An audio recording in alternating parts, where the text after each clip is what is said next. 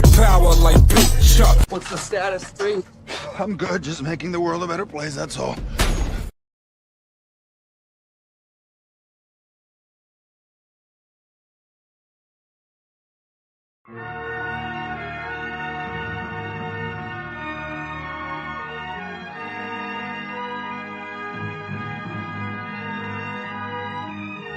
Got my sword again, staying horse again in the Jordan fit. Keep recording and slinging all these evil forces, bitch. They be fucking with all of us, killing all of us. So preposterous, time to send you bitches to torture us. Kill the officers, slaughter them at their offices. When the target hits, I be killing them evil narcissists.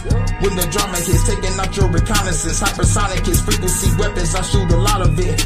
It's a power hit, knock you out of your moccasins. Grab a soccer bitch, bash your head in front of the populace.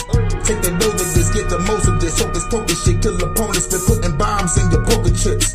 Time to flow again, vision just like a Doberman suitcase. You get float again, take your fucking soul again. Niggas scared of my lyrics, you fucking bitches. That's why you gon' have to fucking listen, motherfucker, listen.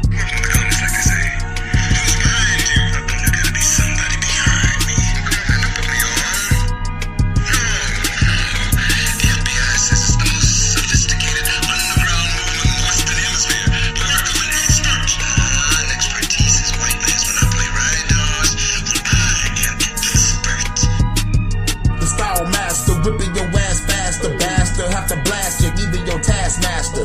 The class master, slash fast and I cast you in the pasture. Ride the cars, just ride past you. What happened after decompose, release your soul to the dark dimension where you get Peter rolled. Hit the building, I'm creeping slow in sneaking mode. Metal gear on me, bitch. I need the secret codes for the launch pad, bitch. I'm going nuclear. Fuck the White House, bitch. I'm turning into dust. Gats I trust, to blast I must. If you scared of my lyrics, I'ma blast at ya. Yo, ain't ready for the shit that I spit. Niggas scared of revolution, y'all know this is real as it get.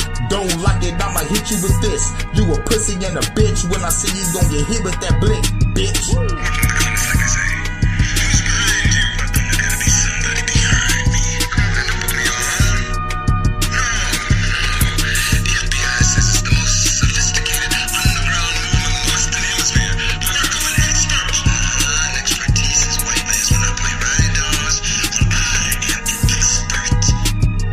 Was that over the top? I could never tell. Seems most of you niggas is really fucking frail. I know my lyrics be hitting home, yeah, I can tell. Fuck y'all bitch ass niggas, let's take it somewhere else. You know what else? I wanna strangle you all to death. Rip the heart out your chest and leave your soul to rest. You criticize my intellect, the disrespect. I should beat the shit out you until you get correct. I get you scared of the bigger threat, I've been a vet. Born legend, the god of storms, I've been the best. Grab a tech, tell the government you was next. You know the world is a stage, I'm shooting up the set. Pull the trigger, we kill them quicker, the iller spitter. I see your army, but I'll destroy all them niggas. Call me killer, Kane drinking Bacardi, nigga. This the end of the world, so come and party with us.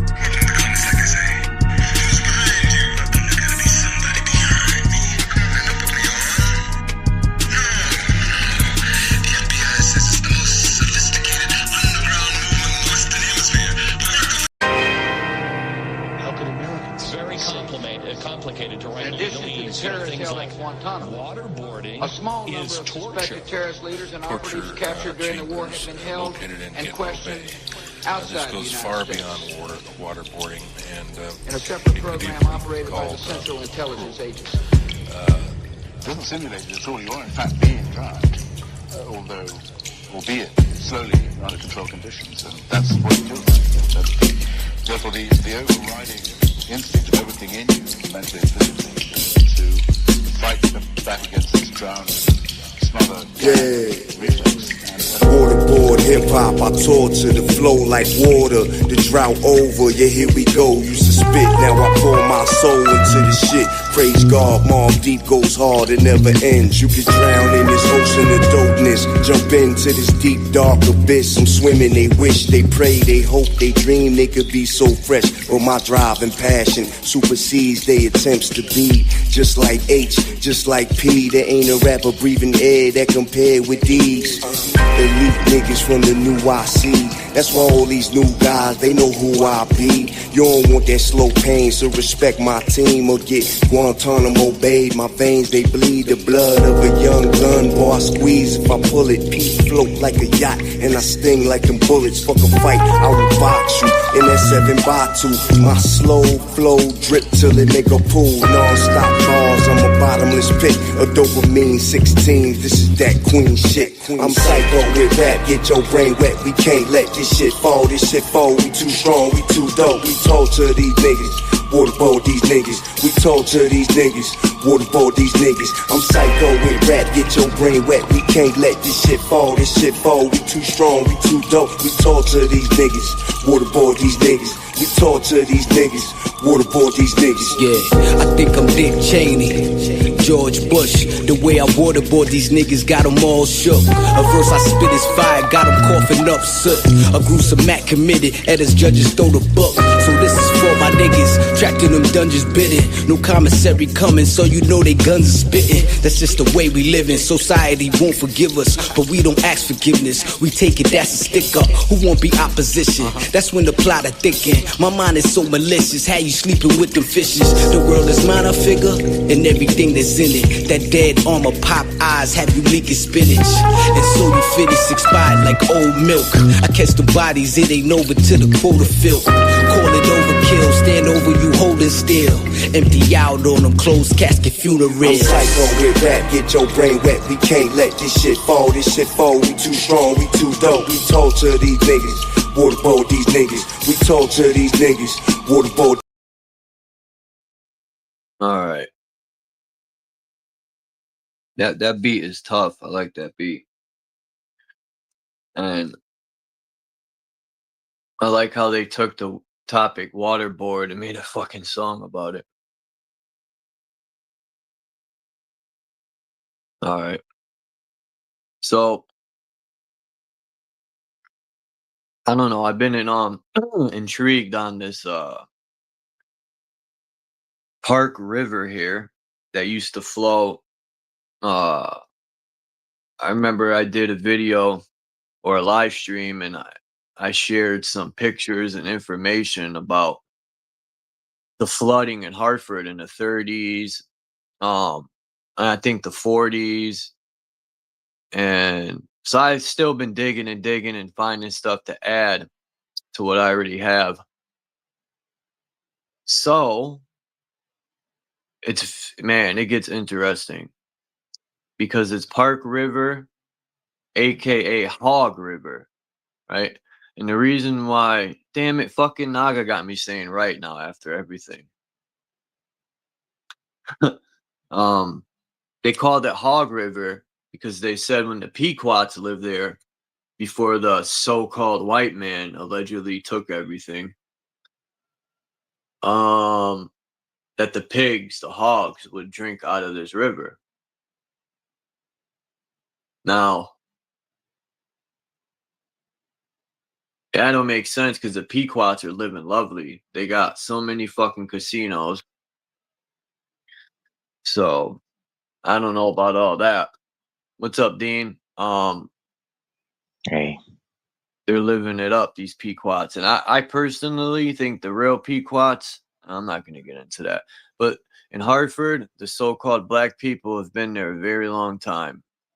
They've been established in the north end of Hartford for a very long time. 1600s, they were there, but that's not talked about. But I gotta pull some pictures up. Now we're gonna go underground real quick. And you know what's crazy? They or should I show the old pictures first before? Yeah, show the old ones first. Hey, Dom and Craig, I saw them in the chat. So, damn, how could I do this? I'll show Middletown real quick because I just want to show the difference. I talked about Middletown and how I got to see this firsthand when I paroled out of prison at one of my friend's house that lived in Middletown. So I actually got to see how this shit floods because I drank at this bar a few times, and what's cool about it is you can literally come up the Connecticut River. See, this is the place. Damn, I thought I had a picture to show what it looks like without the blood. I thought let me look again. But that place is built to flood. You know how many times this fucking place right here is flooded, man? That thing will swim away if it could.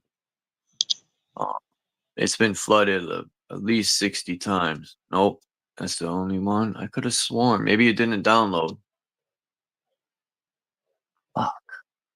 Anyway, we'll do with what I got. I'm already a half hour late trying to put everything together. So this is what it looks like with no water. There's your balcony, right? You could pull up a boat over there. If you look, there's your ramp right here. You could back in and get your boat out. That backhoe is cleaning all the mud out. Then you got your deck, so you could see how high the water gets. So this is tidal. Is this tidal or is this from floodwater? There's some flood water and this is the Connecticut River. Yeah, but and this is Middletown. But is This it is down the tidal? river Is from- it tidal that far out? to the tide? No, this is from in around, I would say April, maybe March, April, May, around there. The snow Okay. melts from up north. Yep, yeah, I gotcha. All that water comes from like up in Vermont and Canada. It comes down, man, and just floods everything. It's been doing this forever. Yeah. And then It's amazing. this right It's here, amazing, isn't it? yeah. That bridge there connects Middletown and Portland, Connecticut, if I'm not mistaken. And that rusty bridge actually spins. It's a train bridge, and it's rarely used anymore, which sucks. But the other bridge, I call it the titty bridge because it's shaped like two titties. But see, you got this walkway, but when it floods, it's gone. You see the walkways where all them light posts are. That shit's flooded, and it gets worse. Sometimes it'll flood the highway. See it over there, the highway? It'll flood all that. You can't even drive. Sometimes it So gets that that bad. building just about underwater. Yeah, but they know this is gonna happen every year. They clean it out when they close up, and they make sure all the chairs and everything are out. Yeah, they've done this time and time and time again. It don't even bother them. Here's another view of how it floods. Okay. And then there's a street there. See, it's not doing too good of justice, but up more is, where's that picture? Up more. I can see where the is that rivers highway. rose up as far as the highway, almost. Yeah, you see the highway back there? But Yeah. the problem is the water actually It's not quite up to the grass over there on that side of the you know building. what it does? Damn. All right. You see where that bridge is up there? Yep. Well, there's a little cut. I used to go fishing up here, and we would catch eels and stuff. But this is where the Indian guy kissed the fish and was doing his little ritual and stuff.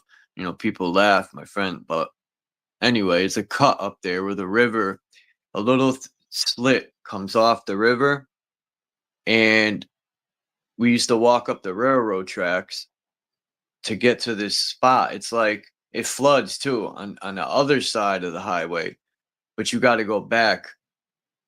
And it's like, I can't explain. It's like swampy. When it floods, it's terrible. You can't even go back over there.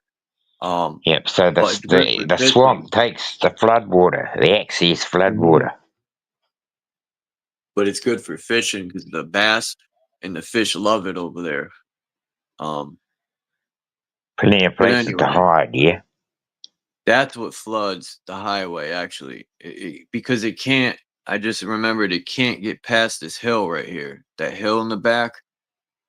But how it gets to the highway is when it floods up there, it goes around, and then, because I've had pictures here of the highway flooded, but I erased them. Because I really didn't want to do Middletown, but I just threw it in there to show. And this is what it looks like. There's the Titty Bridge. This is what it looks like when it's completely flooded. No walkway. That's high.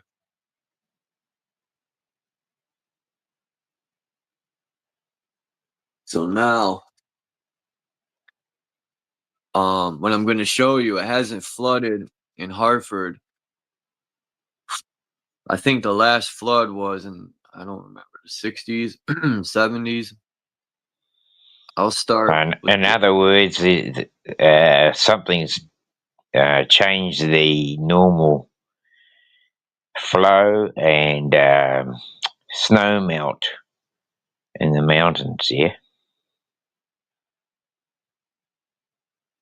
Right, like there isn't the snow and there isn't the snow melt in the mountains to cause the flooding anymore.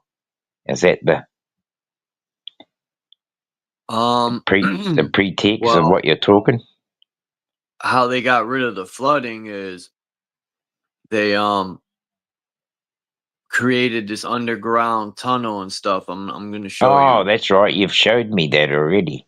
Yeah, but I got better pictures now. Oh, I was okay. really been digging and digging. So I got some old pictures, as old as I could find, of the river when it came through like this. And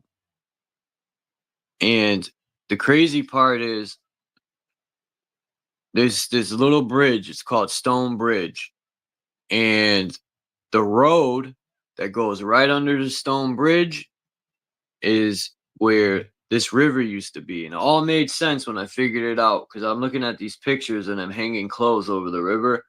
And I said, man, those buildings look familiar. Well, those buildings are still fucking there. And so is the bridge. I'll show you that in a minute. Here's a couple more. This is the one I use for the cover of the video. I love that tower. I walk through there every day. So tell me, is this the This is Capitol. bypass? Is the bypass? Yeah. Is the bypass there an old river system, and this is the later version, or is this? This is the original version. Like this is just a piece that's coming off the Connecticut River. That's how they made this. And what created the problem, when the Connecticut River would flood, all this water would come up because this connects to the Connecticut River, and it would flood downtown. It would flood all this out. So they had to figure a way to stop it. And I'm going to show you how this still exists, but underground, with cement walls and cemented in. They created all these pump stations. They put it underground as a major construction. Now, I could swore I remember this, but I think I remember the little ponds they left behind. There's like 2 little ponds they left behind, like above this cement thing. I'm gonna show you. I'm trying to get some aerial shots, but this is when it's flooded. See how it floods the whole park? Yep. Which is really at the backyard of the castle or the Capitol.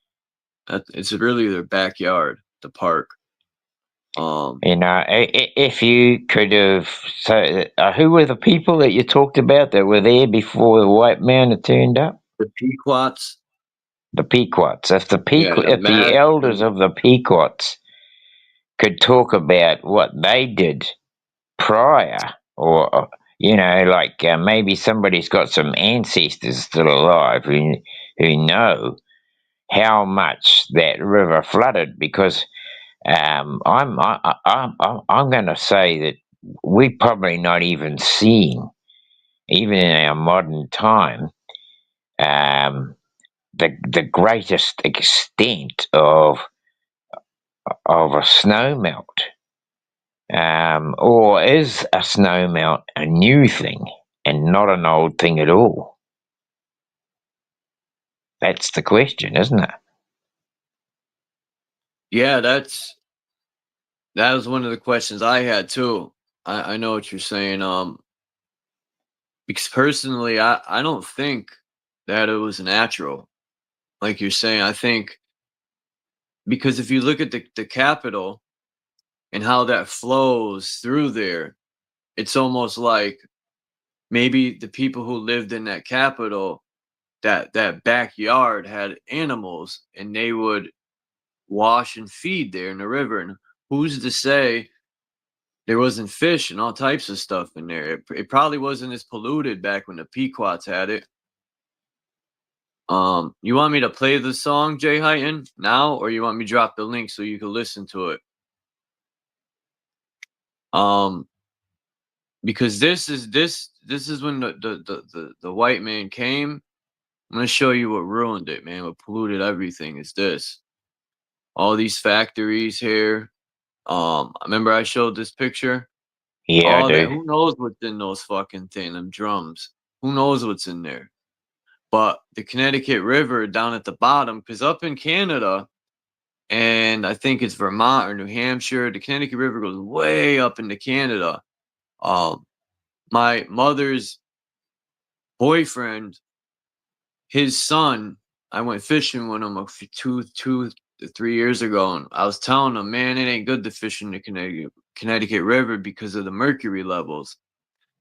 And he told me, when you go up north, there's no pollution. It's so beautiful in Canada and New Hampshire up there. It's clean. There's big bass. He said it's beautiful, but when you come down here, it's shit because he ruined it. Well, the thing is that people have taken the easy way out. They take the drainage from the land, goes out to the river because there's no ocean, right? I mean, if a park beside the ocean, this is what cities do. They get rid of the stormwater drain as such, drainage straight into the nearest water system. In New Zealand, if a city's built beside the ocean becomes that drain. And if it's like this, Connecticut, with the river running past, the river becomes the drain. And so, there are people that have no scruples about dropping all their bloody old paint. Car painters in the old days didn't worry about fucking dealing with the paint. They just washed everything down the drain.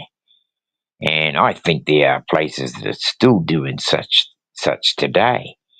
But this is a practice that people have had. The river will deal with it. Well, after a period of 10 plus years, that pollution rate is going to start to eventuate, isn't it?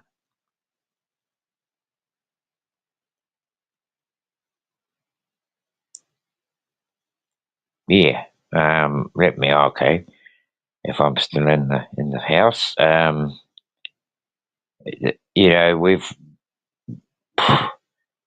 we've got a lot of pollution going on, and it's not just this river, of course. It's every place in the country,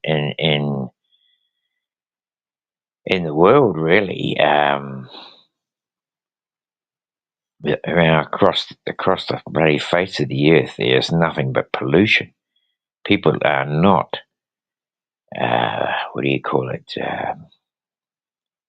responsible for what they're chucking out. Today No. we have so many bloody people living close to the water's edge, not just rivers, but also bloody the ocean, This is a beautiful painting. That's my favorite building right there. Okay. I'm gonna get an aerial view because this Yeah, building. I was thinking of that. I was just thinking if you got a Google Maps, you could just about Google Maps the entire length of the Connecticut River. Because that building I showed, the Capitol, and another building, they triangulate. All right, you see this? Yep. Now, I figured out where this is, and I know that building right there that you see, the building is still there. Now, the river, I think, it goes to the left right here. And the stone bridge would be up to the left because I have to get a picture to show. I went to Google Earth or whatever, Google Maps, and it wouldn't let me drop the guy for some reason. But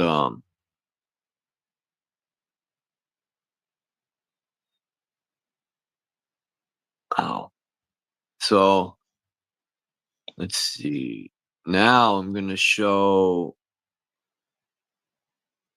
the stone bridge here, and then I'm gonna show Hog River or Park River, and then we're gonna So go this into is the Hartford. Yeah.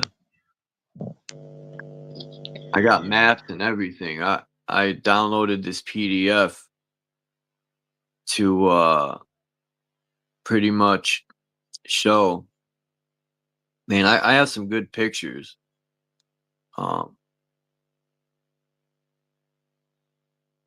I just wouldn't give up. I kept looking at like so many different websites. I must have looked at 50 websites. Just scrolled through all of them, read some stuff.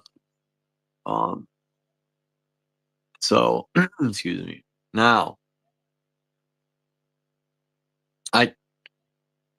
this is after they drained it, right?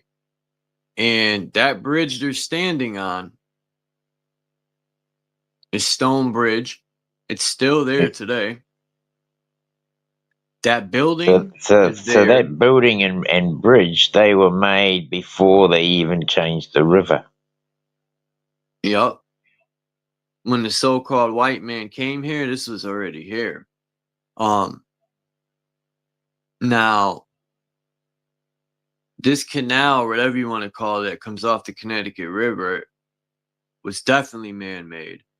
And I personally think whoever was living in this city and stuff probably did this in between the 1400s and 1600s somewhere. Both buildings are still there because this is it today. Boom.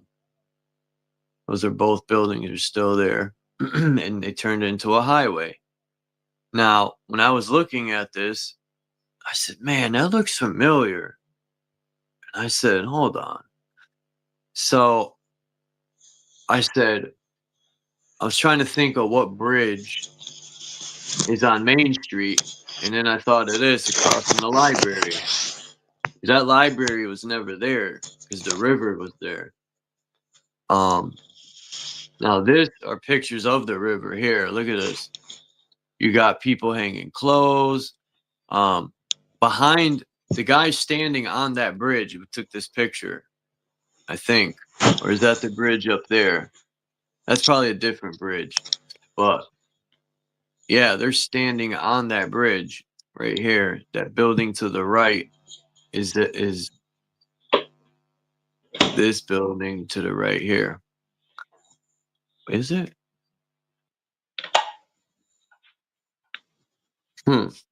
Or it could be the bridge up there. But either way, I never knew it, and I had to put this together. Like, not I didn't know the river went behind buildings and shit like this. But yeah, what's up, True Song? What's happening, man? Put me on the screen real quick, man. You see this, man? Window got truths on. The whole block is right here is mine. The whole strip is mine. How you doing? And Wow, this is a small that's like a country town. little town. It is. It's a small country town here, bro. This is called Any the good square. architecture? Yeah, it's a square. It's a brick. This like on this What's side. that? On that, I was gonna say on the other side of the square over there is all brick road over there. What church is that? That's the courthouse. What? Yeah, Oh, shit. that's a castle. That's the old jail. It used to be the jail in the courthouse, but today built a new one You know across what's the. wild that you say that? In Hartford, they had Sims. I just showed pictures of it, and Sims prison was a castle too. Man, it's wild. Yeah, bro. This is an old ass town, bro. It's like this is a fucking conservative Republican, predominantly white town, bro. There's some black people up here, but it's cool up here. I do a lot of business up here. Man. I don't made a lot of money up here. I ain't gonna front you. I should take you over there where the brick road is there, but it's over there by the Mexican restaurant. There's a lot of Mexicans up here too. That's what I was gonna say. It's a shit ton of Mexicans up here, man. God damn, they cool though. Y'all see this, man? The squeegee, the bucket, the water.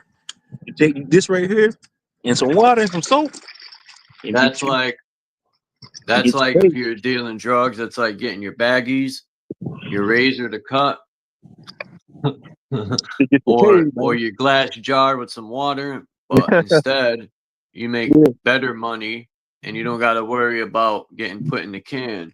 right, right, for sure. I told Naga to pull to your channel yesterday, man.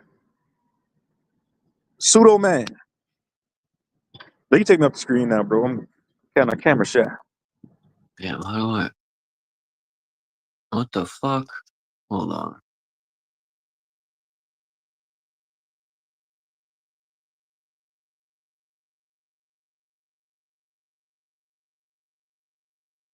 Damn, what happened? Oh, my bad. I put him in the back somehow. That's Dean. What's up, Dean? Come in, let me come my camera. I'm about to go ahead. I'm gonna stay on the panel, bro. But I'm finish this job real quick, and I got you. I'm gonna go to the book road over there in a section. I didn't know you liked that song, Jay Heighton. Thanks, man. What's up, Mark? Imagine. All right. What's up? Peace to Eyes Wide Shut.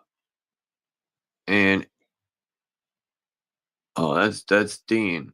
I keep fooling myself. Peace to Dom and Craig. Every time I see Craig's name, I think of Craig from Friday. All right, where was I? This right here is a picture of the bridge too. And what this looks like, which is crazy, Dean, is it almost looks like the building ain't there on the left. But anyway, so this is when they dug it out and they were turning this into a highway.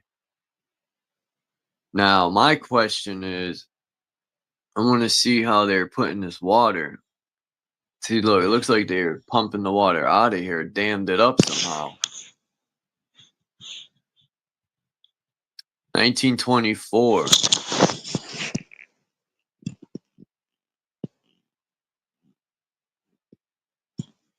Park River looking west from Commerce Street Bridge. Okay. Looking west. So,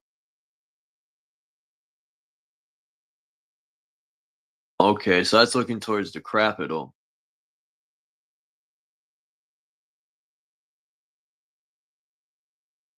I showed this picture. All right. Take that out. I'm going to take this out because I won't need that again. And then look, how they got the clotheslines over the river. Yo, it's wild. I wonder if they doo-dooed in this river. Of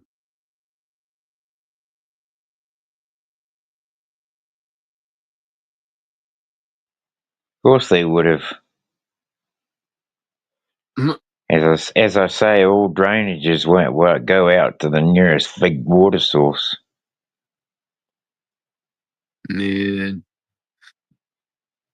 we used to skip school sometimes and play in this creek, and we used to follow this creek all the way. It depends which way we went, but especially in the wintertime when it'll turn to ice, we'd be sliding on the ice, smoking weed and skipping school.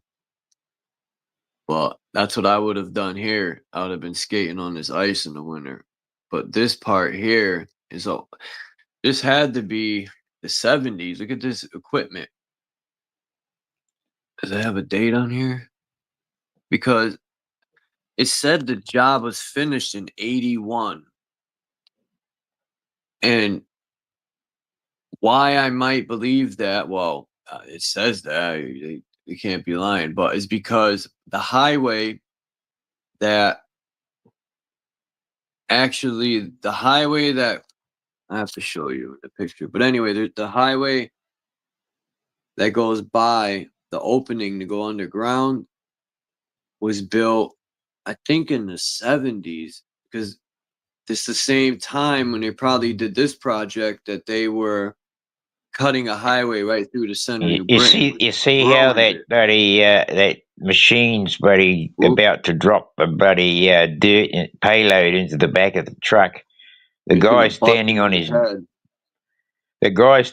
the bonnet directing the guy in the bloody machine, right? He could get thrown off, right? Well, yeah, it is dangerous, but I mean, the thing is that he needed to direct the bloody machine to drop it, because there's no way that the guy driving the excavator was able to know exactly where the payload was going to land, you know. And when he drops this heavy load, it looks like there's rocks and stuff. It's going to shake the truck, because I've watched trucks get loaded, and I watched them go up in the air in the front. Yeah, it'll shake heavy, and it probably knock them off. That guy's nuts. Shakes heavy, and even sometimes lifts the front wheels off the ground if they get it too far back. Bushnell Park. So you can see the Capitol. See it out in the if you look at that straight away, you look at the chimney. Behind the chimney is the top of the Capitol. You can see the dome. Okay, I know what you're talking about. Yeah, so it's like a dome on the top of that tower that's right behind that other chimney. Because this river right here, all these pictures I'm showing with the river, it's an hour street, and probably a lot of these houses that are here are gone. They were replaced with I don't know what, but I want to make a video. I want to walk through here, or somehow, dude. I can't walk obviously because it's like a busy road and there's no sidewalk as far as I know. But I got to figure out a way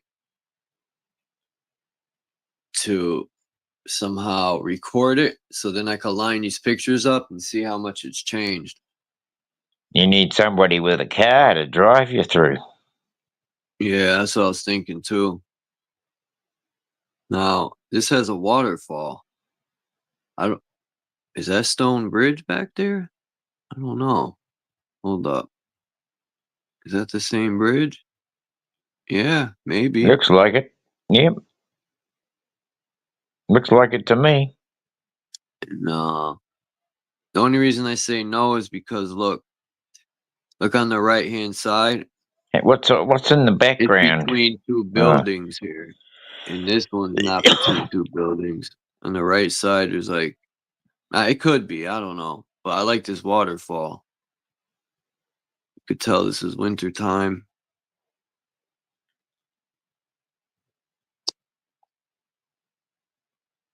See, I wish they would write on here. If Truth Zone's got a car, he could drive you through.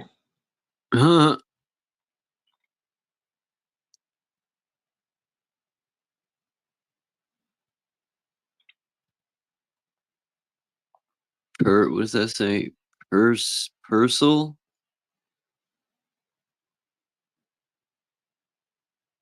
It's like a creek. That's what this reminds me of. Like some sort of a creek. Dirty creek. Imagine your shirt falls in there. Is that a fucking street? Oh, I thought that was a street sign in the water. Now, so you can see the Capitol in the background there. There's actually some damn clouds in this picture. They didn't bleach anything out.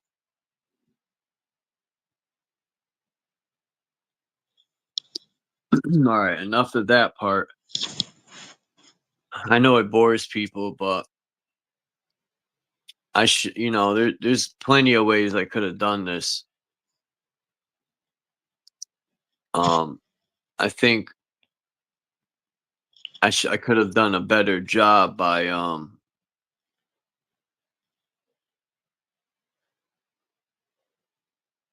on. All right, yeah, that's the picture I need. I could have done a better job by like putting together something. All right, I'm gonna show some dope pictures. This guy actually went under there with a canoe he knew. And I got some real good pictures. All right, I got to start off with these 13. I don't even think these 13 will fit.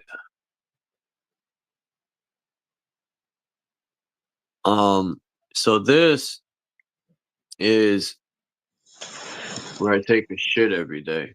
No, this is the floodway they created. Now this is alongside a highway, and it goes into West Hartford, and I think it goes all the way. Man, I have to get Google Earth. I want to follow it. I think it goes all the way to New Britain too. It breaks up and goes different ways. But a I lot wonder of why they bloody put that concrete, thing eh? in the middle. Yeah, what's that thing in the middle for? That's weird. Huh. Don't make sense, but hey. Well, I mean, it keeps the water. If there's a lower depression in the middle, that just keeps the water running in that direction. Instead of zigzagging down the base of it. It's like a keel on a ship, I suppose. You see the highway? Damn, where's all the cars? That's odd. On the highway, there's no cars. You see down at the bottom next to the highway, you see the trees look like a 6. You see that Yeah, shit? just looking at it. That's crazy. Huh. You see next to the 6 that it's where'd the picture go? It's this thing right here. You see it now down here? Oh, Next to the yeah, highway? I see it. I see it, and it splits off into 2. Yep. Now, I'll show you.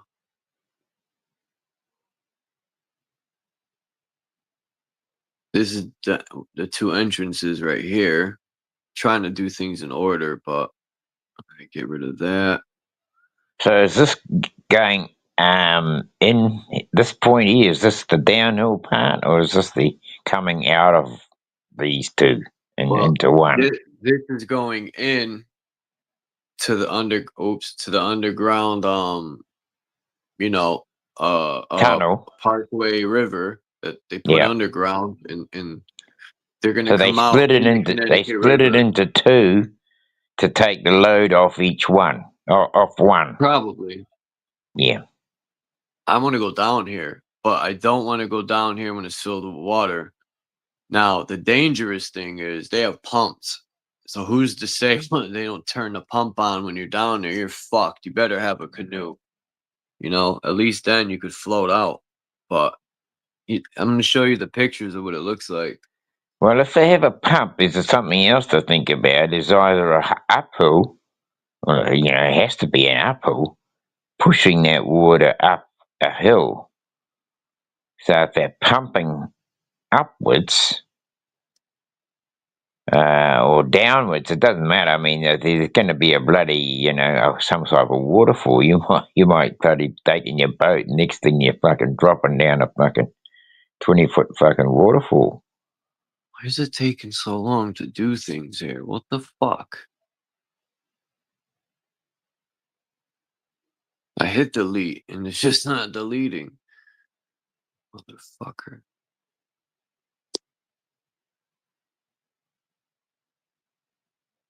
Well, a lot of people are having problems streaming at the moment with bloody the way YouTube carries on. Apparently, sorry. No, go ahead. Apparently, one particular live yesterday that I was going to watch, they had to retry about 2 or 3 times. And even having 2 streams running at the same time, yet they were sure they'd cancelled out everything else. And it's just, complete stuff around by YouTube. It's just a complete stuff around. And I think that's, I mean, I know damn well that if they want to turn your bloody phone off, these companies, they can turn your phone off. You get to use it, but you don't bloody own everything it does. They want you to update your phone, but even if you don't decide, I'm not going to update it, they still update your fucking phone for you. They still rearrange your pictures for you. They still do all that sort of stuff. And it's, to me, any internet available, device, any device running off the internet is going to be subject to bullshit. Shit, why did this erase? Alright, thank God. But this, I think that's I was listening to what you were saying. I think that's the entrance up there. I just wanted to show. They don't even upkeep this shit. One day it's gonna bite them in the ass and the cement starts chipping, breaking. They don't even upkeep it. Yeah, well, I mean, look, I'm looking at the trees growing on the side of that concrete. How the hell do the trees get it to grow on the side of that concrete? That's what I was thinking too. And unless there's bloody holes in the concrete, Huh. That is true. This is the opening. I think that's his family. I don't know who these people are, but these are pictures that when they went on their adventure, they put them up on their website. Isn't that an interesting thing when you look at the major roadworks they're doing these days? We have a place called Transmission Gully, and it's just been overhauled recently, the end of beginning of last year. They were still working on reopening the bloody thing, and now they're talking about doing a whole new load of works, as if all that work they'd done 2 years ago is worth nothing. It's like they're going to upgrade the whole thing again, and to me it's absolutely bloody stupid. Transmission Gully in New Zealand is a known earthquake fault line. It's fucking ridiculous shit, man. Look at, would you climb up this? I don't even know where the fucking... Oh, that's looking down into something, is it? Or he climbed up and he's looking down. I don't know which one it is. Look at this car that was under there. A fucking car. Right, when I seen this, I'm like, how the fuck? And then I thought to myself, I know how they got it. And there they fucking drove it the same way they came with the canoes. But still, the fucking thing's flipped upside down. That's another thing I'm questioning. Like, Yeah, well, the thing whatever. is, it flipped up there. Water's probably done that. It's got no bloody windows left in it. And the water, the steel floor is probably the only bloody, it's got a skin at the base and a skin at the top. It's probably got a place for an air pocket to gather in. This CT River is where you come out. So that's those tunnel coming back into the river. Yeah, they're on the river here. I think I have a couple more inside, but I couldn't fit them. Hold on. Yeah. This is a good picture.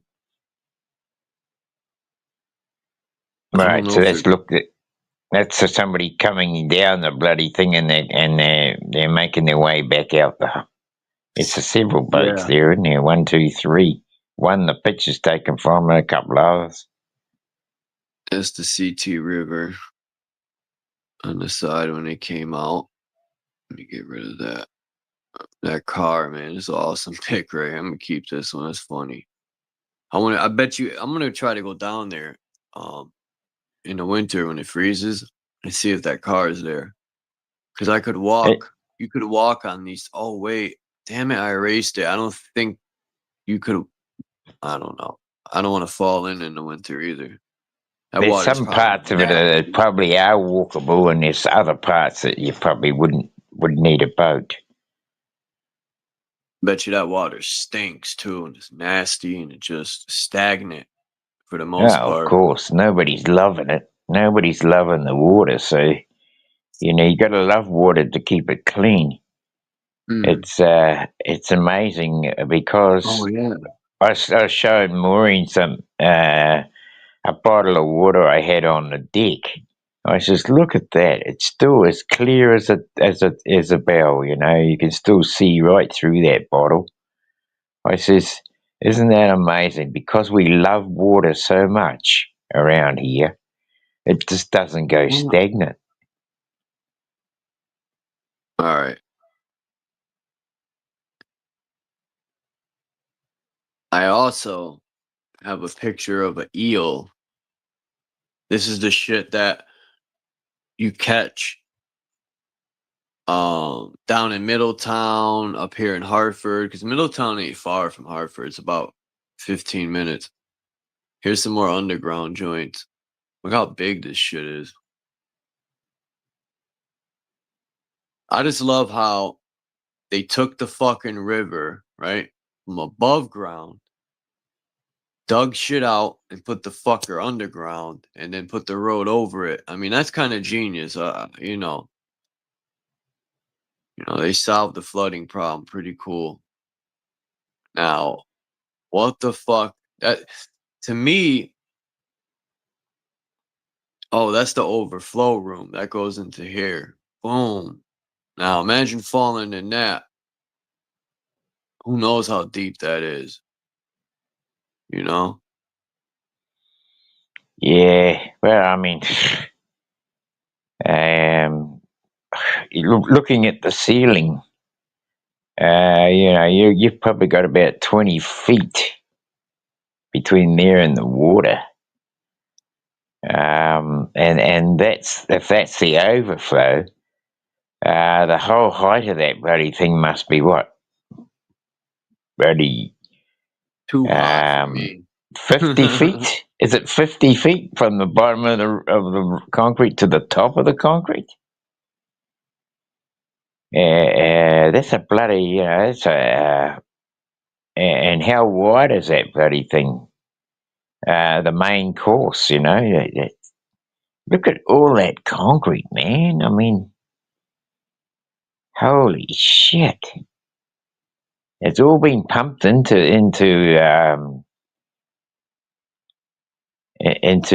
construction. They would have put formwork up before they put all that concrete in there. You think how much wood would have gone into the formwork just to build the concrete behind it.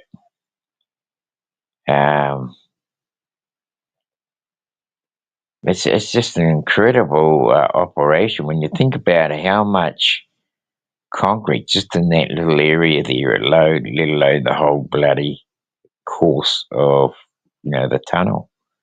It's incredible, really.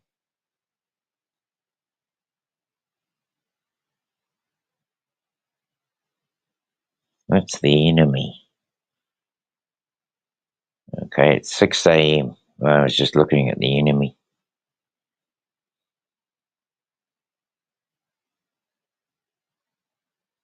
I call it enemy time.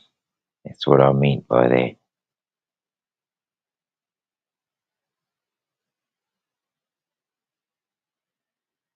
But yeah, there's a lot of concrete in there, man. Look at that. It's incredible. And when you look at it, is that construction work at the top? That formwork, you can see even the lines of the wood where it laid the different formwork that was put in the roof for the concrete to be laid over the top. That is an amazing job. It's fucking amazing. I wouldn't even know where to start to do that, honestly. I would not know. And what hill doesn't exist now because of all the bloody rubble that was taken out of the hill to make it? I wouldn't doubt if homeless people don't go here in the winter and try to make a little place. We wouldn't want to be caught in there with a flash flood, that's for sure. Hell no. And this is a better look at the entrance here. You can see both sides. In the old days, they had flash floods that they had no explanation for, but you can have a river and get a slip like what happened. What river was it that big slip happened in Canada last winter, not this winter coming, but there was a winter, I think it was last winter, for you guys, where a huge slip went into a river and it blocked up the river so that the town below that river was really, really worried about evacuation because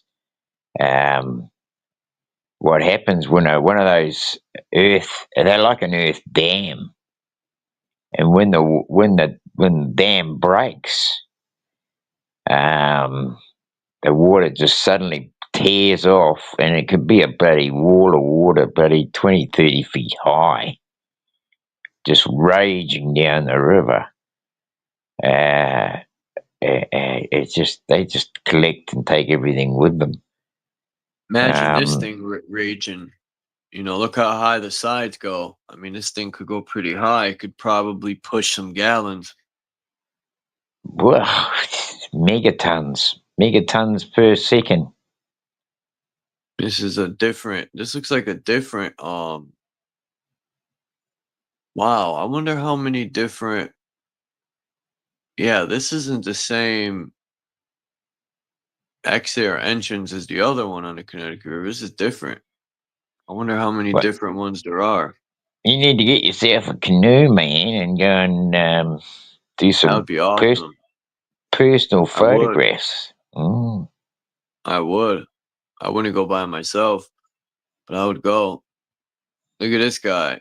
This is back in 1920s, 30s. He's just canoeing along in the flood. Do. I wonder if this building's still there. I'm gonna find out. But this is the eel. Look at that fucking thing. I remember I caught one of these. Man, I didn't want to. These are electric eels too. I did not want to fucking touch it. I wouldn't. I forgot how I got my hook off of it. Man, I was so happy I caught something. I reeled it in, and it was a slimy fucking snakefish eel. You know, I watched a video of these people in upstate New York.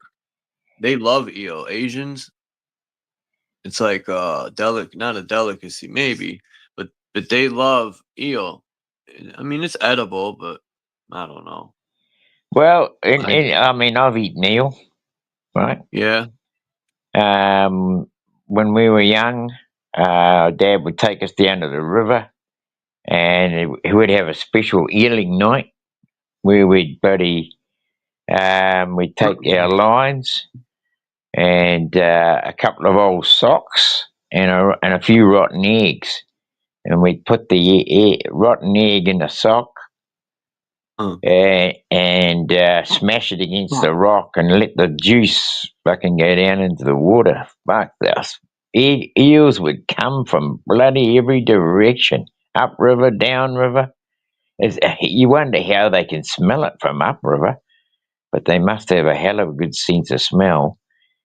Or they just, the feeding frenzy triggered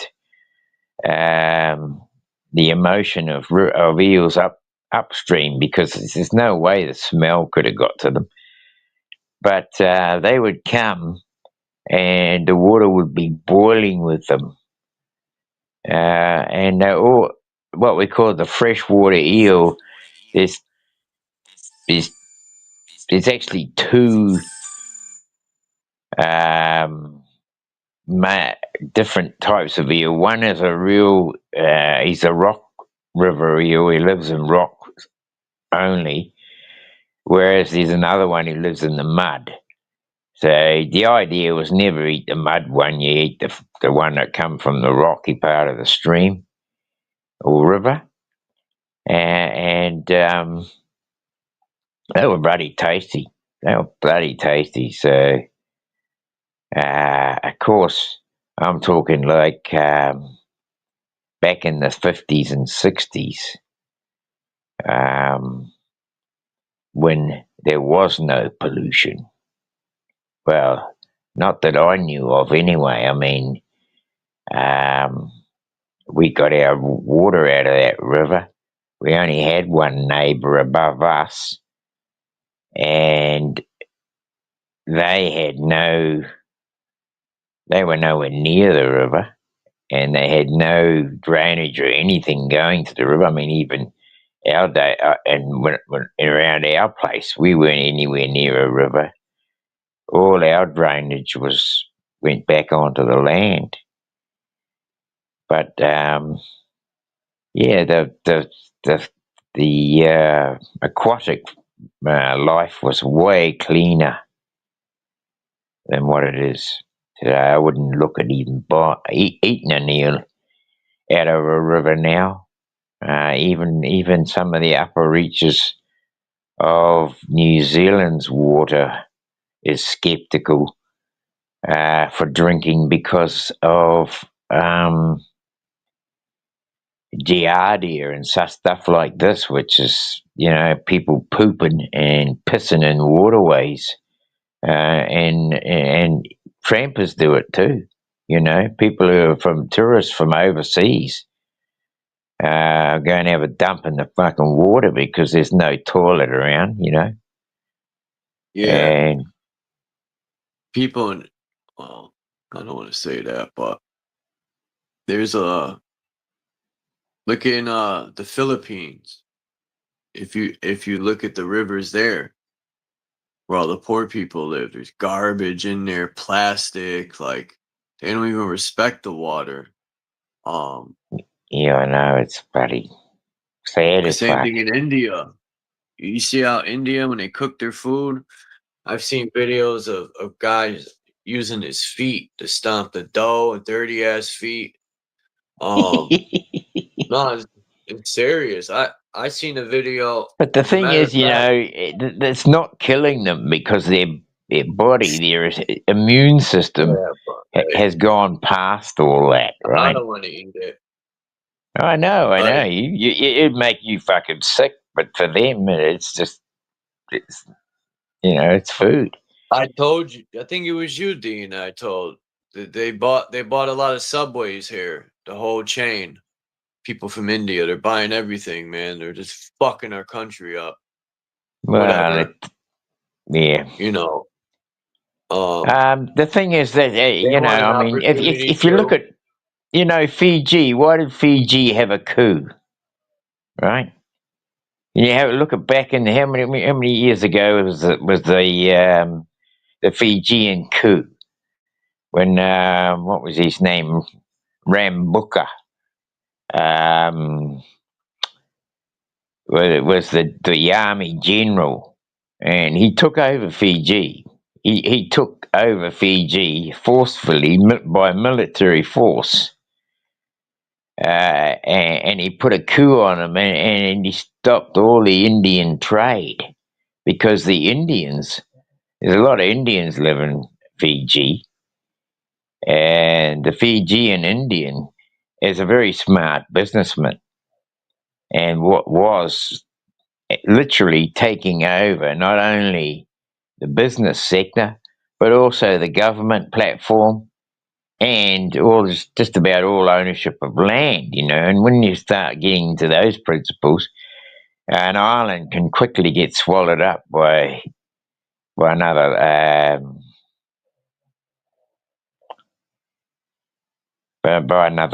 faction uh,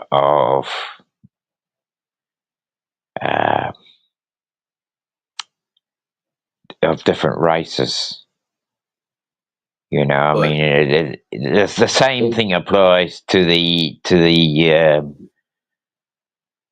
their you know. culture is different. They're fucking up Yeah, here yeah, on but there Subway when are I other went to buy cultures, you know. I food. mean, the He's bloody he's what do up you call there it? sitting on the counter picking his feet. He's barefoot with his feet up on the counter here up in Subway when I went in there. I didn't order shit. These motherfuckers are wild, man. Dirty ass lettuce. Ever since they bought the Subways went to shit. I won't eat there. Their Yeah, fuck lettuce is that. all dry and burnt looking. They're so cheap with the servings. And they're And they don't disrespectful, give a India fuck people, about man. what They're they put in it. disrespectful. Mm. One day I'm gonna smack one of those motherfuckers back to Bangladesh. They're very rude, man. Seriously. I've met good people from Bangladesh. Like, I'm real cool with this guy. He's respectful. He's awesome. But some of them get disrespectful, and they need to get fucking bitch smacked. Back to Bangladesh. Biggie bop. Yeah, you know, there's always going to be the element that ruin it for the people who have got a honest and decent heart. But just like I say, you know, it's like paint shops, bloody washing their bloody paint straight into the drain. I mean, that's still happening today. You know, if the boss says, "Fuck, you got to get that job done," and the guy's in a hurry, hasn't got time to set up all the protocol for washing the paint properly, he'll just go straight to a drain for a quick little squirt off with a hose and back into the shop, you know. And it still happens. People have no scruples for you know, they got no scruples for how they just how they deal with water, how they deal with sewage, how they deal with cleaning products, all this sort of stuff. Um, you know,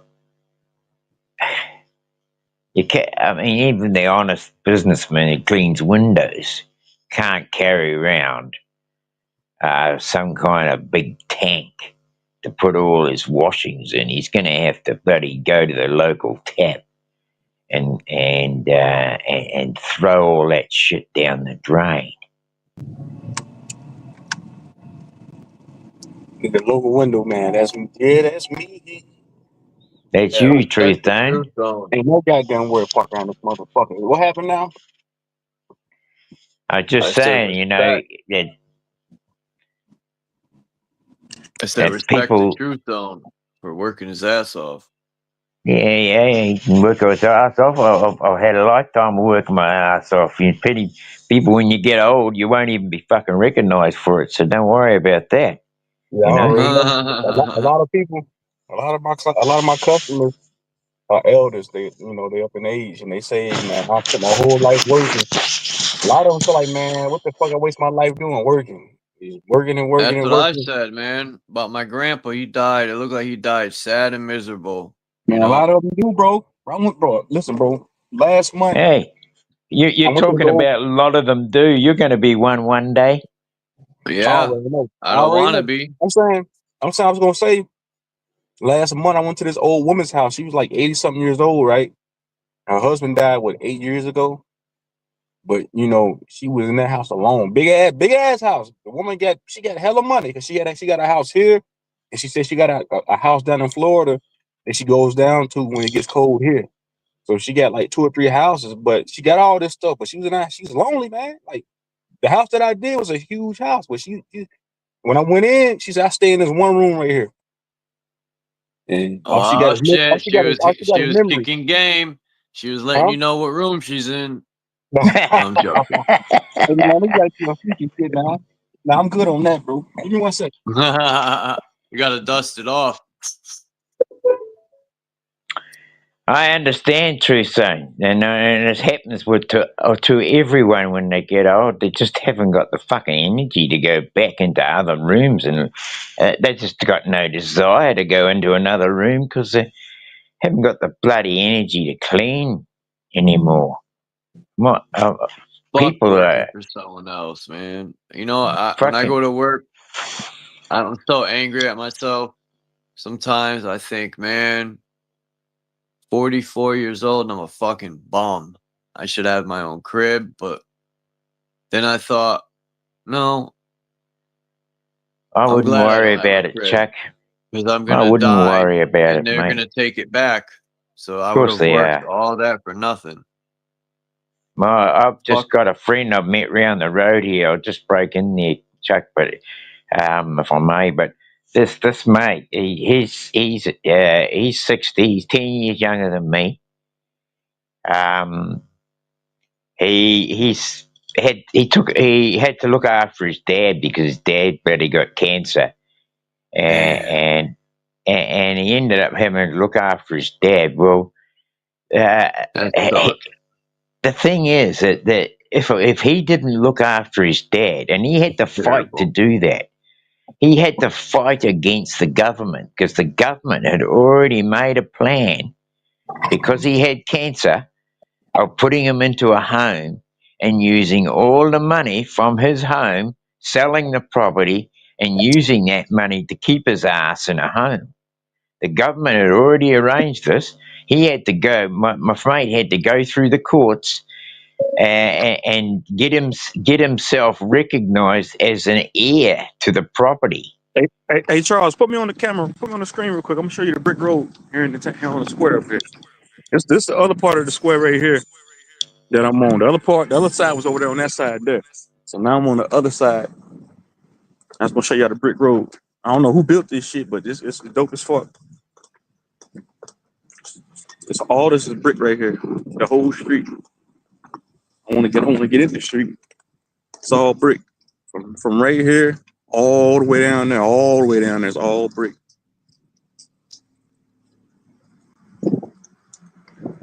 I don't know if Masons designed this town. I don't know who designed this town, but yeah, just wanted to show you that, bro. All right. Cause the house that I financed is all the way down there, and it's still brick. It's still brick all the way from right here to the house that I financed is all the way down there, bro. Probably like 2 miles down that way. So you think about it, man. A whole motherfucking brick road, miles long. Is that red brick or It's some other color? that's red brick. Go back over here and show you. That's red brick. That's red brick right here. And the shit goes all the way down. Red bricks. The red Wow. brick. The yellow That's brick the road. red brick road, man. In Boston, they got cobblestones. So those Damn, I bricks, though, forgot. just there where your feet are, those bricks just there.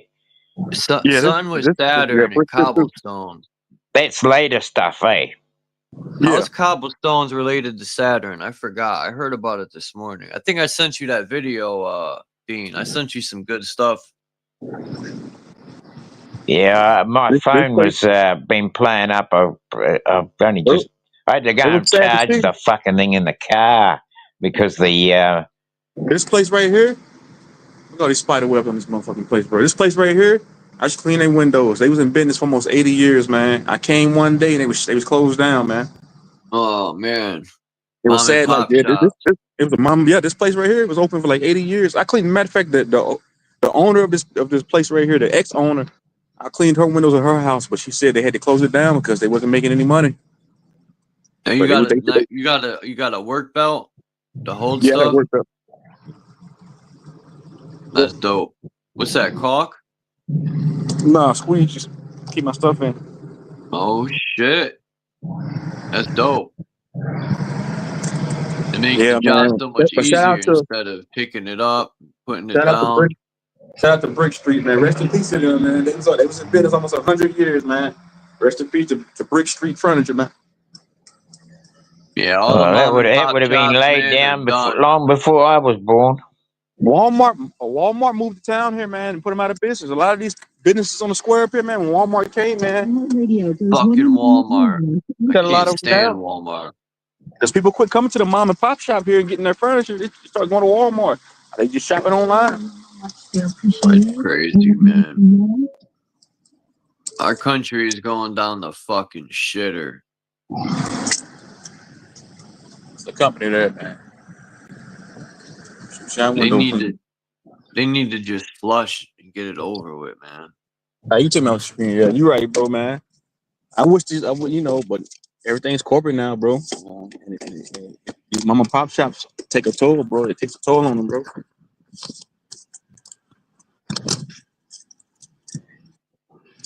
I do go windows last. Even with this shop right here is owned by a young lady. She's like in her 20s, bro. She's like 22, 23. Oh, she owns a little boutique. Hey, tell me, Truestone, would you get up on those bloody high scrapers and hang off a bloody window cleaning platform? Oh, what happened? I keep doing that shit. Yeah, I've done that before. You done that before, eh? The 5-story building. Yeah. Yeah, good on you. I got paid well. I did that last year.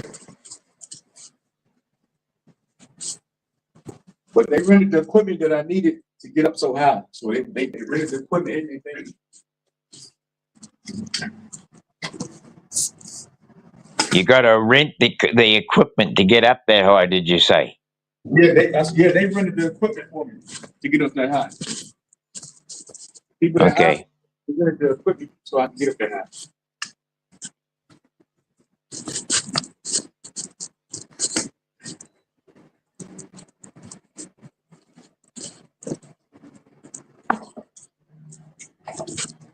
Did you see that video I sent you? Yeah, Chuck, on Dane Wigington and the chemtrail was geoengineering thing.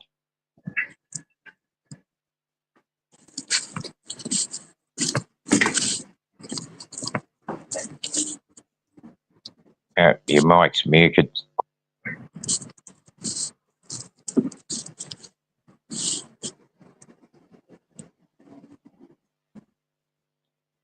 You know, we got a real. I think that really hit me hard yesterday when I watched that.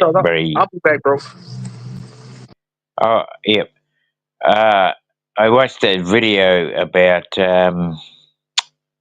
Tucker Carlson and how he showed Dane Wigington's research into spraying the skies, geoengineering. And the only reason he got into it was he actually thought, bugger all this pollution, all this smog, I'm going to live out in the wilderness. And so he got himself a house, he built himself a house out in the wilderness, and he set up a big solar powered system so he could live off grid, so to speak. And because I don't think anything off grid is anyway, that's my opinion.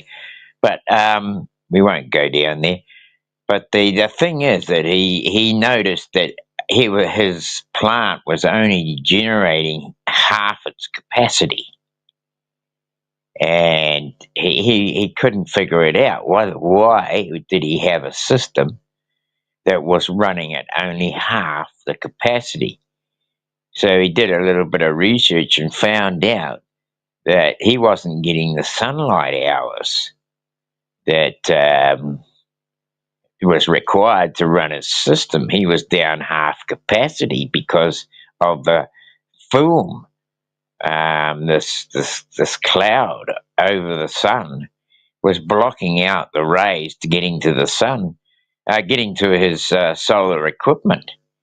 And this is something that's really pretty bloody real, is that when it starts to affect that a solar unit is set up to collect the energy from the sun, and there is none, or the reduction is down by 30-40%, and sometimes more in different places. Now, I would say you could go into downtown New York or downtown bloody Nepal, all these countries that have major cities where the smog is that bloody thick. You don't even see the light of the sun, day or night. But this guy started to realize that there was a big, huge gap. I'll use the bathroom. No worries. Hey, Dom. And there was this. What happened in the truth zone? And there's a huge problem with people's solar equipment not getting the amount of sunlight anymore. And so they're running at half capacity or less or slightly more. I'm not going to give out percentages here because I don't have any of those facts. But when you're talking like massive countries spending massive amount of money on setting up solar units and solar power, and they're talking people into buying solar to go off grid in their houses, when the potential for the amount of solar collection is down by up to 50%. Then you've got a real problem going on, because people are buying solar for their houses. They're still buying it. People are being, there's companies selling the bloody stuff. And if you're not telling them the truth, that the unit's only going to run at half the capacity, then there's a lot of people that are going to buy a bad product right from the word go. They're gonna be running at a loss from the word go. How many bad products that people bought? Some people have bought bad products and lost their life. Yeah, and I mean we're talking, people who are expecting to run their home, their garage, their freezers, and their lighting and all this from a unit they're setting up, and it's only going to run at half capacity. they're going to have to hook back into the grid again to get their power back. And a lot of these places are actually hooked into the grid because they tell them, well, we'll pay you credits on whatever your oversupply is. It can go back into the main grid, and we'll pay you credits for them. But if they're running half capacity, there's no way they're going to have any excess going back into the grid. So they ain't going to get paid, and they ain't going to get credits. So they're kidding themselves and running at a loss because of it.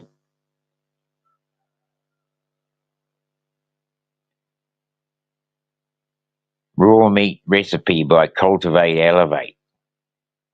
Yeah, well, I hope that I'll go back and watch that because I want to do some raw meat recipes because I've found out that there's actually a fermentation process for eating raw meat, and that it's bloody good for you. And actually, fermented raw meat is better for you than actually cooked meat.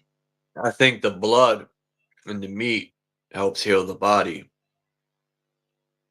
Well, the thing is, it's got a lot of iron in it, Chuck. And, a lot of our foods today are really lacking in iron.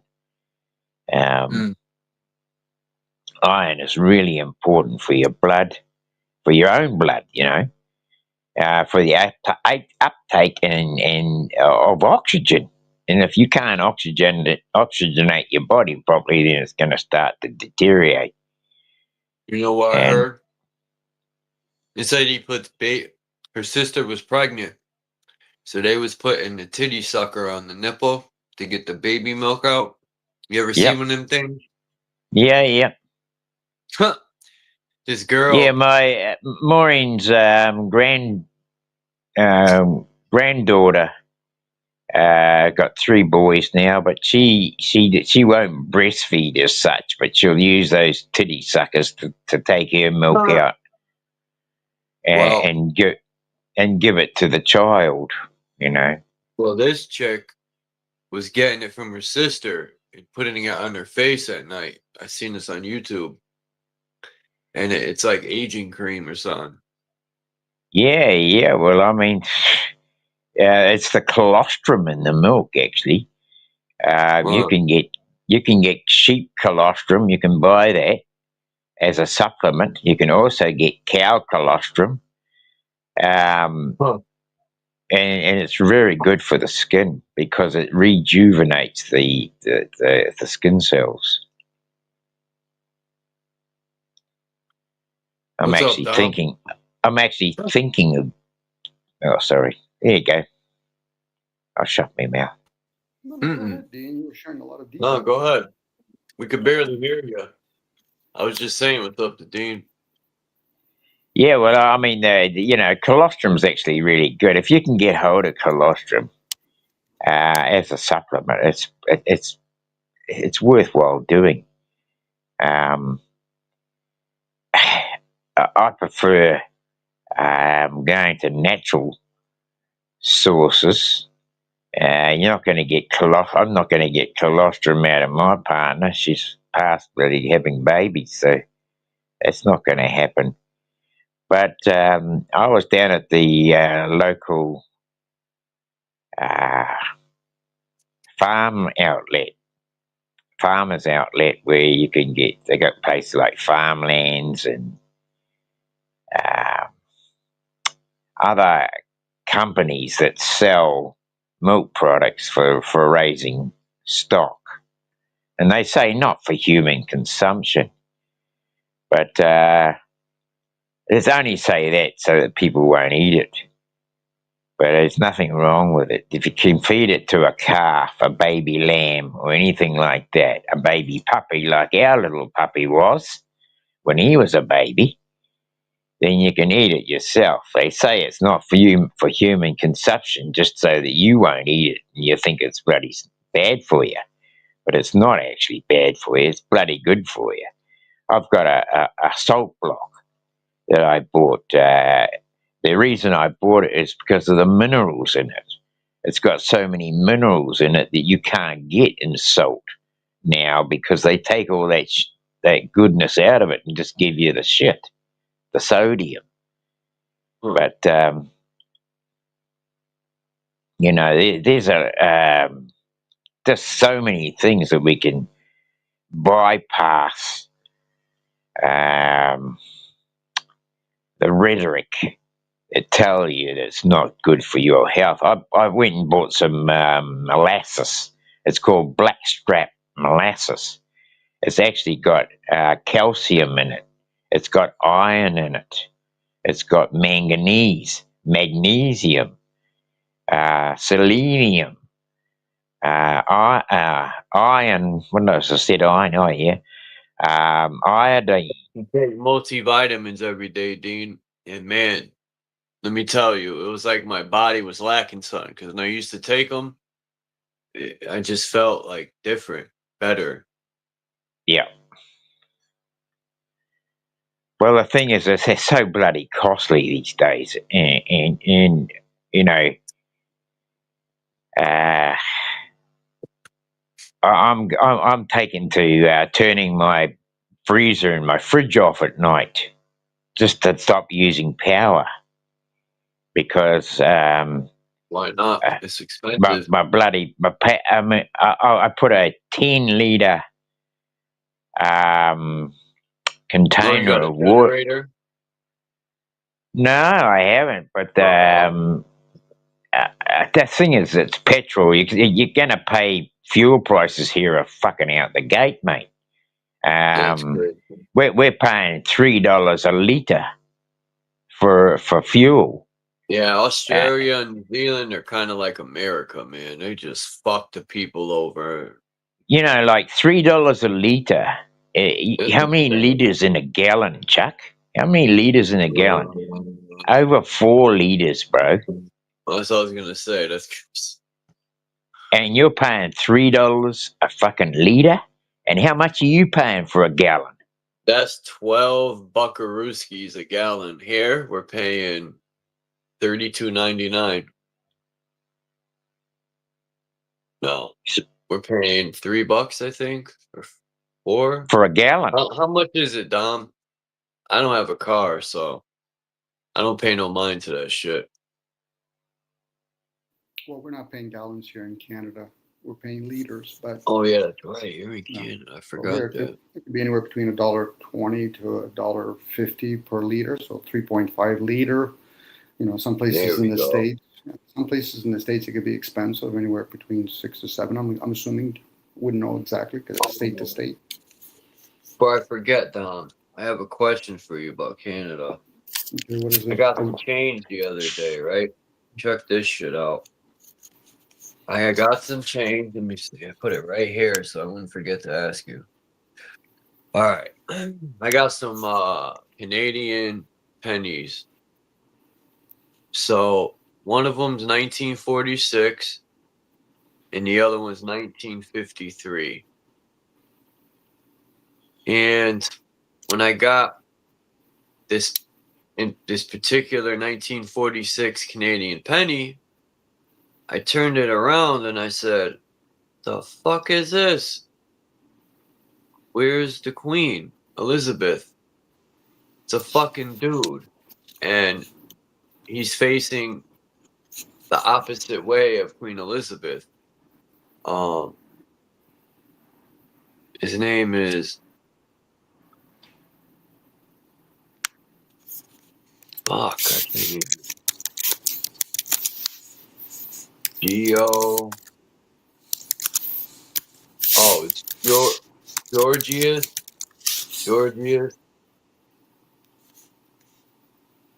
The fuck? 6? Georgius 6? Hold on, what's this? That can't be right. Georgius VID Greek Rex. It could be it's 1944. I'm looking up right now that Charles. It's an MAS 62 Canadian penny. Or 1946. Your sounds come up a bit there, Dom. It's a lot better. Well, maybe the volume's not up. Hold on a second. The 1946. Damn, is that a BC on here? I think so.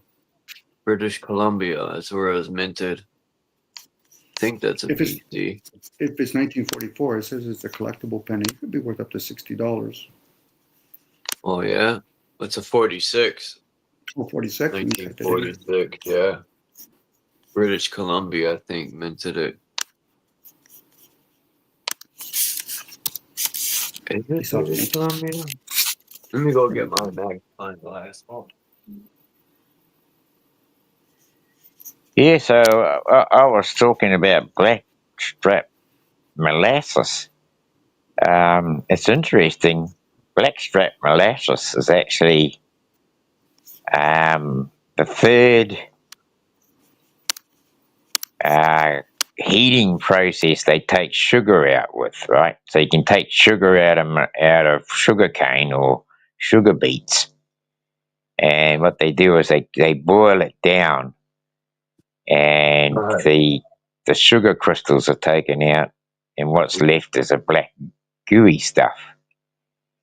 And it's cool. The first one is just usually Chelsea sugar. The Chelsea. That can't be right. Yeah, KG. What the fuck is that? A kg is a kilo. Well, no, it's in Canada. The mint is kg, but I don't. Oh, okay. That's the girl. This one's a 1946 penny, and it's minted by KG or KC. Oh wait, KO. I think it's King George you're looking at. Oh. I've got a King George penny, Dom. Oh, yeah, the Commonwealth. We're all the Commonwealth there. Yeah. That would be sweet if this was worth even $10. I've actually got the whole. I like collecting stuff. I knew something was wrong when I seen a guy. I mean, I don't have the pound note anymore, and that got pinched. But I had the whole lot from the half penny, the penny, the threepence, the sixpence, the shilling, the 2 bob, the crown, and a pound note. I used to have the whole bloody lot, but of course, the pound note got taken, and it was a bit of a bugger. I had the whole lot.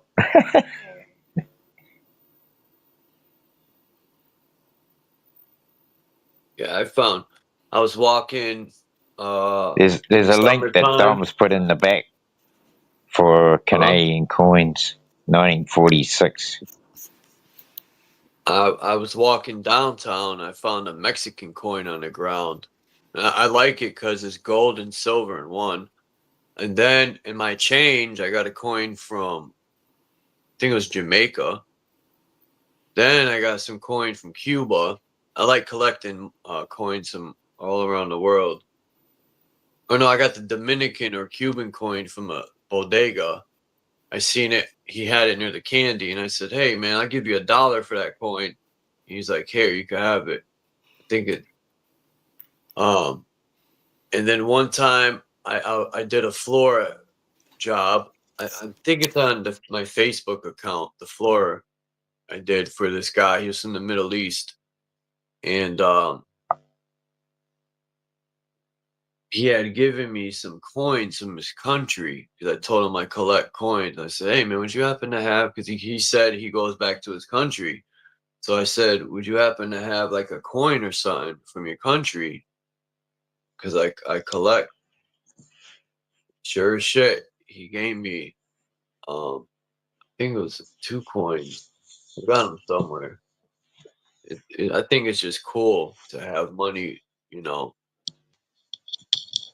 just to look at. Or it's like a piece of history.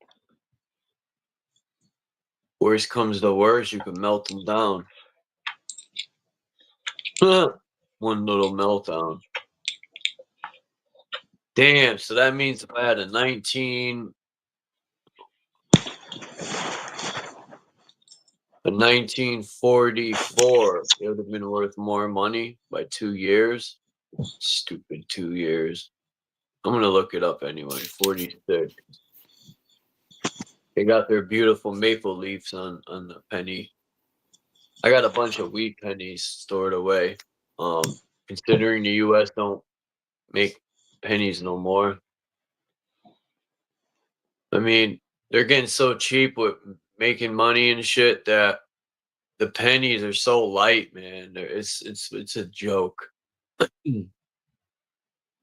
For us to let things get the way they are, and a lot of it's by distraction and lies, distraction, lies, distraction, and lies.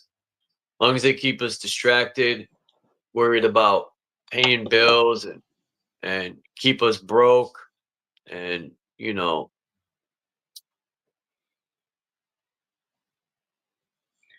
Well, I've got a New Zealand halfpenny.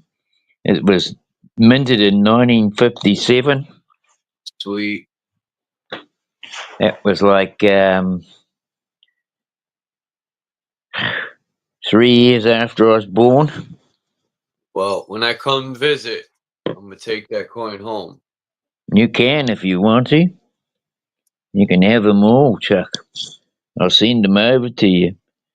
I got here a threepence, New Zealand threepence, I'm gonna from come visit.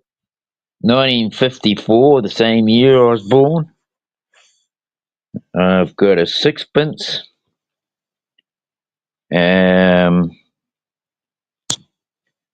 sixpence is King George the Sixth, and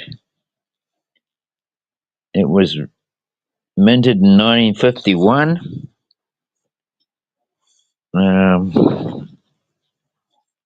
I'll just get all these coins out. A King George penny. Dude, what's going on with this foot? And that was minted in 1936. I got a 1936 penny from King George. Guy's missing toes, dude. 1947 shilling. A 1950, what they call 1 florin or 2 bob. And I've got the crown, which is also a King George the Sixth. And what year is that? It's 1951. So that's my coin collection from the old pound shillings and pence days.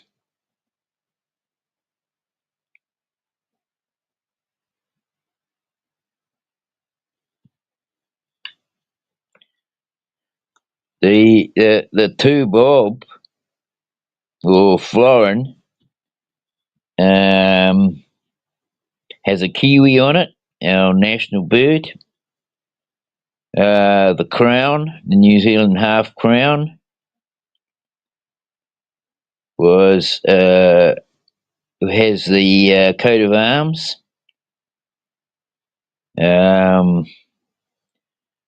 The shilling has a Maori warrior with a crouched in the crouching position with a spear in hand. The Sixpence has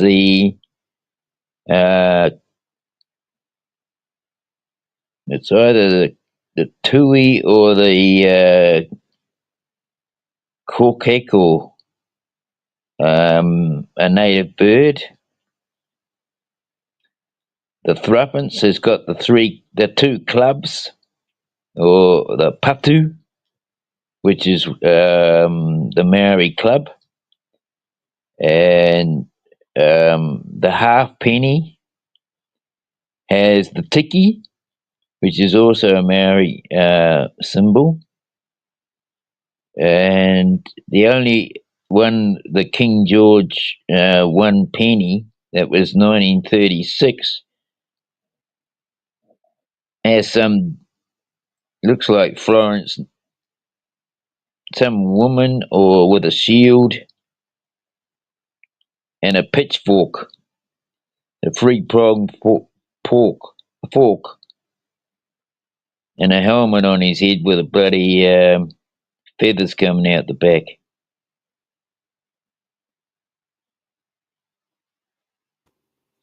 Let's find out. Sorry, what kinky game do the governments Sorry? play? I was going to say, what kinky game do the governments play if they permit? Because I heard Charles earlier say, like he would like to come and see you down in New Zealand. What kinky game are the governments playing if they allow their slaves, if we are slaves, to be able to travel across overseas? Yeah. I'm just playing a game here, Charles. And Dean, I'm just like, fully. Our slaves, our masters hate us so much that they give us the internet, and then they give us the written work, which, hey, it could be a distraction, as you guys were saying, Charles was saying earlier. I think it is. I think it's all a distraction just to keep us away from. It's both. Figuring out both. It's all how you apply it and stuff, but for most it's a distraction. So they can't see past that, but how deep does that web go? Because could not talking about the government be a distraction, or religion, or the Earth's surface, or sound frequencies? Could they not all be distractions? I think it's all a distraction, really, actually, to be honest, Dom. I think there's more to life than what we're doing, and they're trying to distract us from getting on a path to get on. And I don't know what it is for the most part, but I know it isn't working my whole life, and paying taxes and fucking doing absolutely being miserable my whole life for this fucking system and whole fucking joke. Where the fuck is my mother effing lighter, dude? Did this crackhead run off with it? We got little crackheads. My bloody But you smoke weed, Charles, do you not? You smoke weed, right? Yeah. Okay. That's what I'm trying to do, but I can't find my lighters. Okay, so if the system is that bad, would not weed be part of the system? Yeah, fully, Dom. Absolutely. That's one of the reasons why I gave up. But wouldn't eating food play a game in all of that? You got to remember, we're inside of the box, and there's nothing wrong with saying, okay, it's bad. Well, then are you going to go with a comb right across everything, or are we going to say we're going to pick and choose?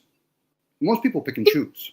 So there's the distraction. Well, of course we do. We've got no choice but to pick and choose. You either you can say, well, I could say I'm not, fuck all this. I'll just leave my car here, leave all my bloody belongings here, and walk off into the sunset. Okay, you would go in the sunset, but would you still not be carrying that suit?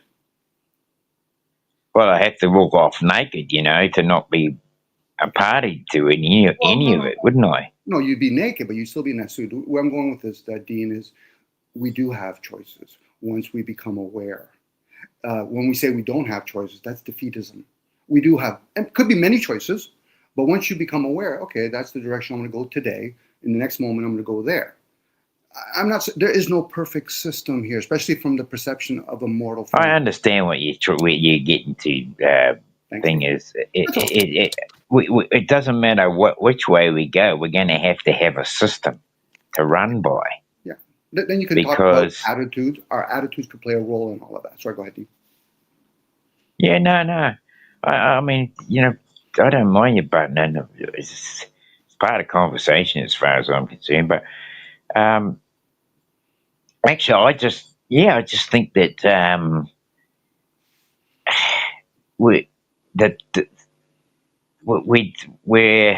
we've got so many choices.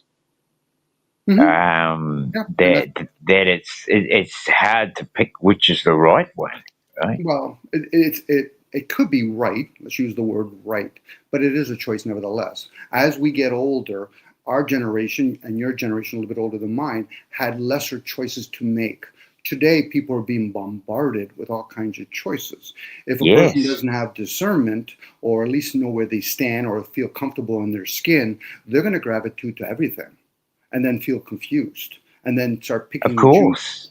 I mean, that video that, what's his name, Craig put up, and you posted as well.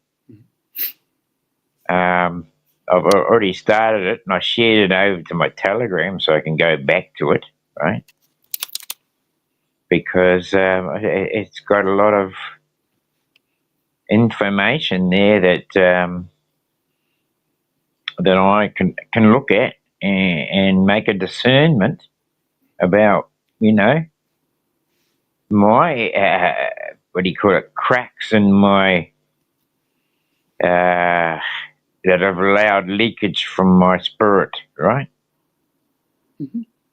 Again, it's us against ourselves at that point. Yeah, it is us against ourselves. Fucking hell, it's the biggest bloody war there is.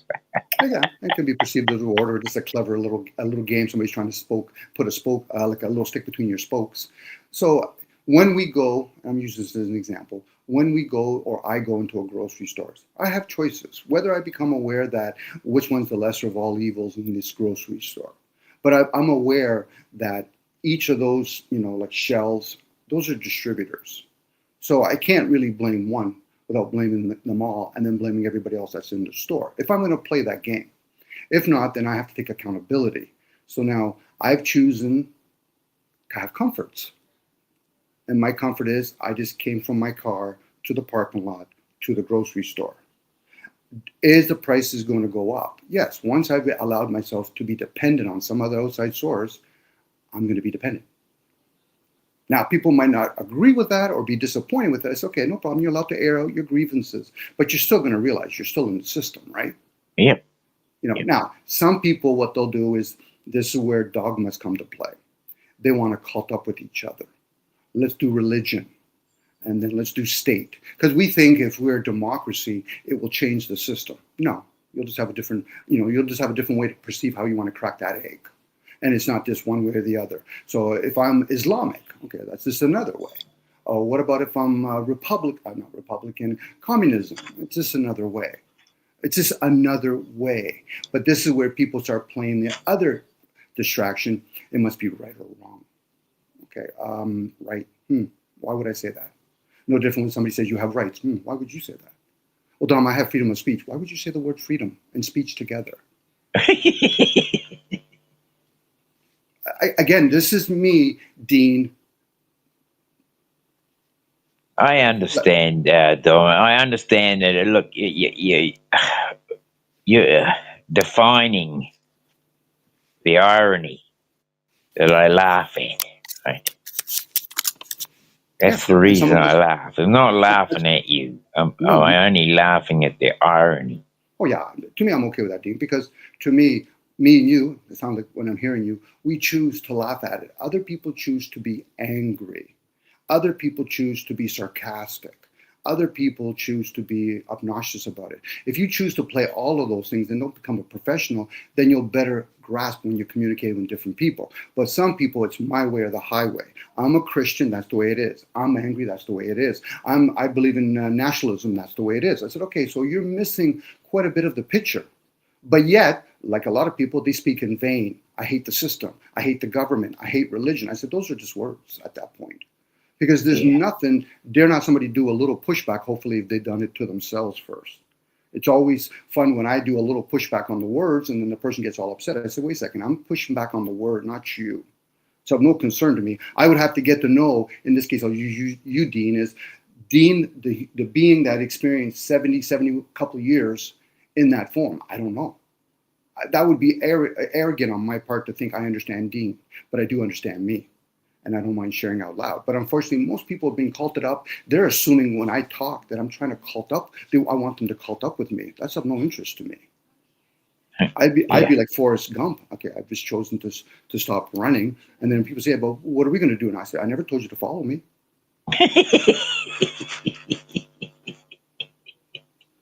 That part always bloody. It's so bloody poignant. That part, isn't it? But think about what we're doing here. Same with YouTube. That's right. Of course. Subscribe to my channel. These are my subscribers. Time out. Your subscribers? They're not your subscribers. They're just a person at this click. Nobody belongs to anybody. Unless you can manipulate somebody to think that they're a slave, you also have to manipulate the other one to think he's a master. Now you understand the game, how it's being played. The hidden hand never has to participate. You know, what piece do you want to be? I'd rather just observe the game of chess. Yeah, but you got to pick a piece. I said, there you are. You're trying to force me into a position when I've just told you clearly, I just want to observe the game. Yeah, but how are you going to win or lose? I said, now you're just, that person's sharing a lot about them. Of course. Their conditioning. Of course. Well, me and you could say that, Dean, but for most people, that's why we share things. You know, well, it's just like me sharing about different, things like molasses or, ways of getting iron into your blood and things like that. I mean, yeah, you're doing it because I appreciate that. You're Dean. human, I guess. Well, you're in a human form. Sorry, Dean. You're in a human form. If you're talking about it and you're able to practice it, let's go with the talking and practicing. And there's another person who said, I've heard you, but I also want to apply it. Well, you're lucky. I've also practiced it too. Now, the other person says, okay, but what happened if you just didn't practice it? Then you got to look for somebody else. Nobody's responsible to do everything for everybody. If they want to, well, you know that, but most people don't. Unfortunately, Dean, I used to give people the benefit of the doubt when I'm having a conversation, so it's back and forth. I might get that with you, Dean, but for most people, I realize, oh, you guys aren't even in the student role yet. So now I have to do everything in my power not to be the teacher. That's no, because I just want to share with other people. Now, when some people say, Dom, I understand, I said, okay, then why do you have to say it out loud? No different when people say I agree or disagree. Why would you have to say it out loud? That's cult-like behavior. We're just sharing. If a person feels propelled to add on, no problem. But if I'm having a conversation, I'm having a whole bunch of students, even though I don't care about them, and all of a sudden I have to actually stop the conversation because he or she has to say, well, Dom, I agree. I said, that's a mute point. Keep that to yourself. Unless you're going to participate in the conversation. Meaning that something's been inspired for you to share. Now, somebody can say, okay, Dom, can I show you how to actually milk a cow? Okay, no problem. I thought me sharing about, the theory of it and, how to do it and all that. If anybody here ready to practice it yet? Well, only 2 people out of the 100. I said, then you spoke too soon. What do you mean? I said, the rest of them aren't ready yet. See, this is where people become self-absorbed opposed to rationally selfish, considering other people. Now, I'm just sharing out loud. What other people do with this? What other people do with it, whether they replay this in a recording version, they hear it from chat, whatever. That's for them to figure out. They're old enough. I'm giving them the benefit of the doubt. They're old enough to hear this. To make that choice, yeah. If that's even a choice. For some people, it's a quick, I've already come into the conversation with the category of right and wrong. I agree or disagree. I said, so you're not coming into... Okay, yeah. So basically, I was actually looking at my article from Bruce Lee. Who says you either come into the story with a full cup or you come in with an empty cup. Or it's partially full.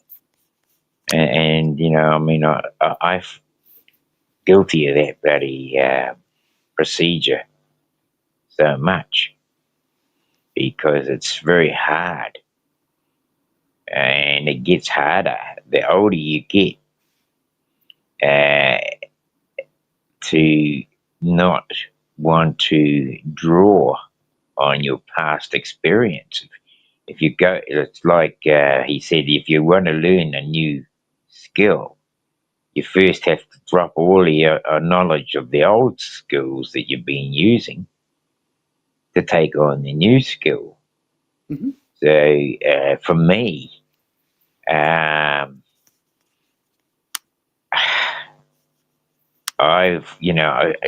got so many. I would call them even past life, because it's been my life in the past. It's now in the past. It's not something in the future. So I'd call everything in my life as past experience. So it's very hard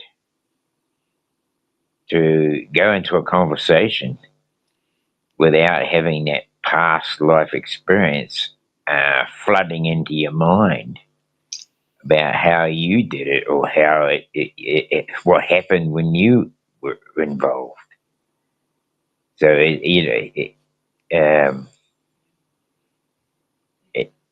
it's unshackling the mind. I've often said that in a lot of my things that I write about, in that it's hard. It's if you can unshackle your mind, then you might have clearer vision of choices, of things that you could be to do, or to take in, or to listen to give value to. If I could share with you, Dean, you're in the mind. What you're struggling with, by hearing you're struggling with the memories, your experience. This is where the concept of peace be upon you, silence be upon you. Why? Because that brain is always chattering. The experience. I've experienced something. I'm 40 years old. I'm 70 years old. I've had cancer, this and that. When you're in that state of peace, then you can go into a state of meditation. You're listening. At that point now, you're listening to the mind. You're in the mind. What you're talking about, the mind, is your brain, whether it's your upper brain or your gut brain. Once you realize that, now you're the observer, not the experiencer, because the observer is always there. Why is Dean saying he's 70 years old? Why is Dean saying that he's experienced all these different things? What has he experienced? Did he get a glimpse? Did he have a perception? Once you're aware of those things, you realize, oh yeah, I've been full of shit the whole time. Yeah, there you go. You figured it out. But again, that is when people try to control something that is uncontrollable. You're just the observer of those things. That's why it's called the image of God. And that's why we have many words with the word mint in it. Government, entertainment, settlement, amusement. You're in the mind. Now, that's a tough one, because for a lot of people, yeah, but Dom, I've never experienced it. I said, now you're playing with only your senses. Aren't all your senses easy to be misled? Like I said, just jokingly, Dean, when I say to people, just for labeling purpose, I'm 60 years old. Am I really 60 years old? Or am I talking about the ego, the vessel? Well, Dom, that's not what is that? That's not the way they taught you by written works. They didn't teach you that in science or whatever. Really, you honestly think humans really grasp where the fuck air is? Let alone what holds those things called the sun and the moon up there? And why do they call it the sun and the moon now? Didn't they used to call it Horus or Luna? Doesn't that kind of convince the fact that, it's easy to mislead the human race? Sure it is. But again, for a lot of people, they want to be in the practical part, but they've never learned how to ground themselves when they want to play with these things called imagination. It's challenging, Dean. And I get it. I hear you. And I'm like, okay, you'll get it. But the fact that you have to say you understand, I'm like, that's a given. You understand what you're doing, you're hearing me. You might, through sounds and frequency, say, yeah, I kind of experienced what he's talking about. Yeah, but did you experience the sun the way I did? Well, no. So then the understanding. Of course not. No. Well, you say of course not, but for a lot of people, they never even have those thoughts. They're living in autopilot, and then they'll parrot what other people say. Well, it's a distraction. No, you're just saying that. Energetically, you don't got a clue what's going on. I'm not saying you, Dean, but for a lot of people, that's called reading energy. Now, they might turn around and say, well, Dom, how would you read my energy? I'm not in front of you. I said, you're using a device called telepathic here. yeah, fully. It's.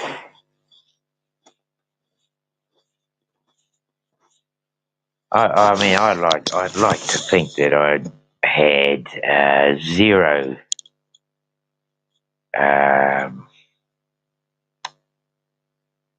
I'd like to think that I got zero collective thought in my head by the time I tip it over, you know, I mean, and an exit stage left sort of thing. At one time, I really said to myself, I'm going to remember all this when I die and take it to my next life.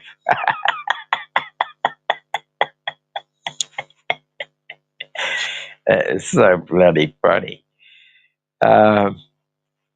When you think about it, you really shouldn't want to bloody remember anything. And it's probably a damn good thing that they say that when you die, you remember nothing.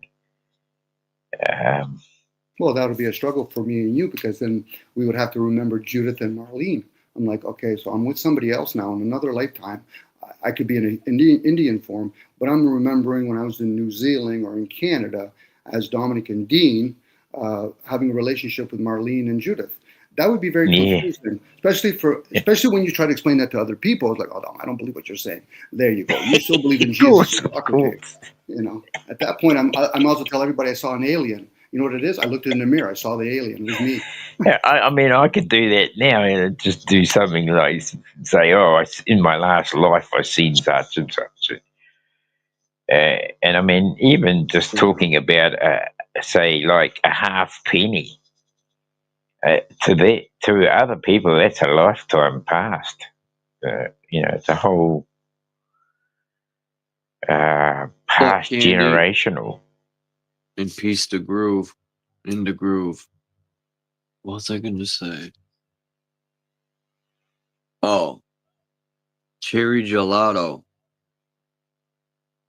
That sounds good, man. Cherry gelato weed. How do they get these flavors? They spray chemicals on them, maybe, no? They soak air fresheners from the car, you know, the pine tree ones, or that's how they get strawberry and stuff. They take water and they soak the car scent, and then they spray that on the weed. No, I'm joking. They don't do that. But well, actually, it's interesting you to go say that.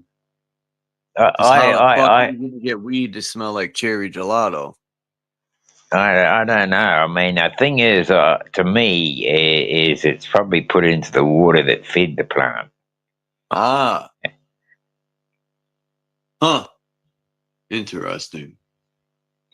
You because know, I've grown just to stop there a moment, but I've grown plants underneath a you put dye in it, food coloring. I've grown them underneath feijoa trees, and people go, "God, this tastes like feijoas." Huh. Right? So, you know, I mean, it's the water. There's where the memory is, right?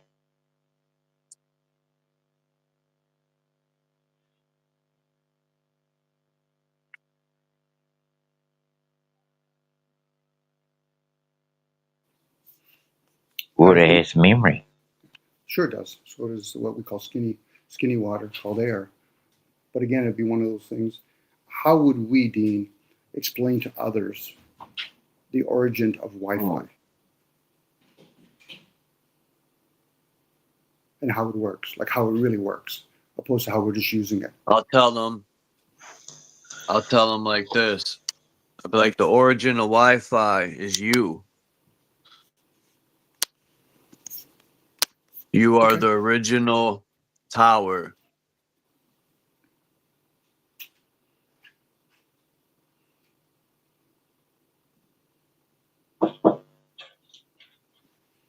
Okay. Again, we're using words, And that's what I'm saying. Like, how would we? It'd be no different. How would we explain how language came to be? We started molding sounds to describe things. Yeah. We would probably use, we would use a lot of description and a lot of speculation, and then you would have other people in the group. Well, that's not it. I said, well, if we're speculating, how can any of us say we have an answer then? Well, Dom, and then of course, then you have to repeat what they've written. I said, well, I'm talking about who gave us the written work. You're talking about after the fact. You're talking about how you use it, how it gets manipulated.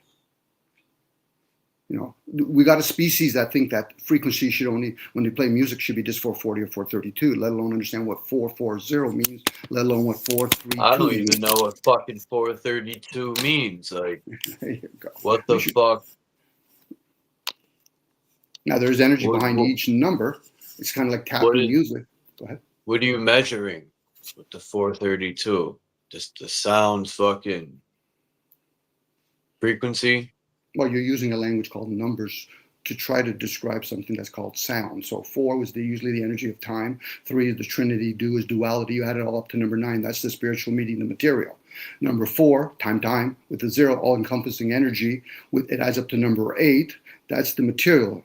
Again, that's energy behind words, symbols. And that's not the only frequencies that we have. You can gauge other things. You can call it 621. It still adds up to number 9. You know, we're using gauges. We're using what's called languages to gauge things to a point where we erroneously think that's time by looking at a clock. No, those are gauges. That's not time.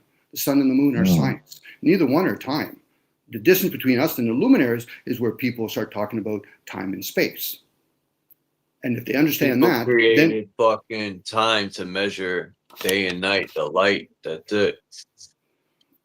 Well, those are. Well, no, I take that back. That's not it. But I think that's the original reason they created time. You know, you got this many hours for the light, for the sun to light this area. That's why my mom would be like, when it gets dark or those lights come on, a lot of people were told that. Get your ass home. Yeah, and then you go with the signs. So you go with the 7-day cycle called the sun. Forget about the Father series. That's a 10-day cycle. So now once you realize that, a lot of the things that people talk about, not a lot of people, some people, wars have already occurred or at least been predicted. And then they happen. This is why when people get a gut feeling, I think this team's going to lose in this hockey game or basketball game. You're picking up something that's already happened. It's occurred. So we literally could be that puppet on the string, all of us.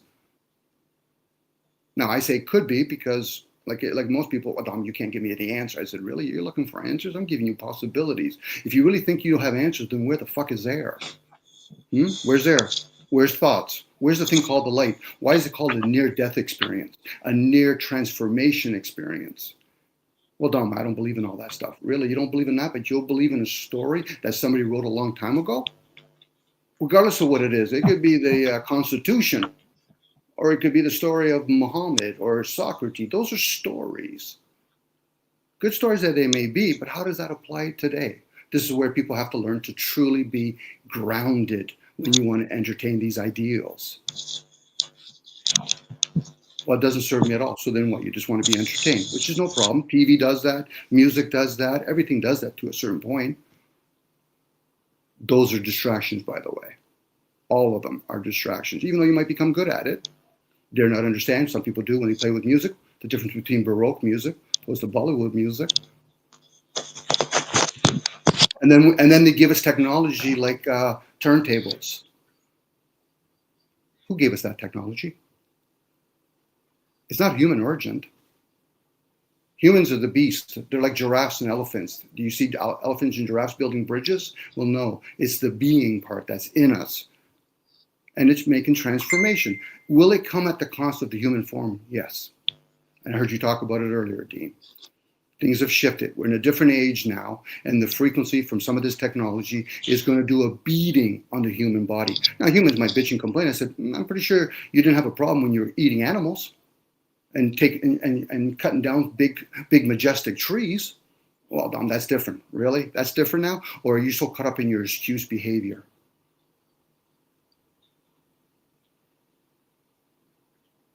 And I'm not even the messenger. It's wild how I've said this before. When I was a Everybody's child, guilty and of something, isn't it? Aren't they? Yeah, that could be true, Dean. Yeah, I would lean towards it if we think it's about guilt, opposed to disawareness. Sorry, go ahead, Charles. Sorry, Dean. we got set up. When I was a child and I ate meat, it was the worst ever. I didn't like it.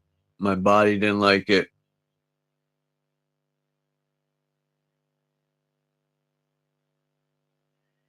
We Maureen don't was kill the the same, animal. Chuck. We don't gut it, right?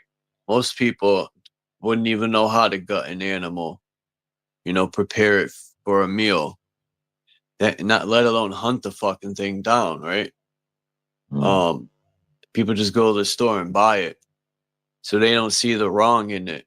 They're blind to actually hunting that fucking animal down, slitting its throat and watching it die.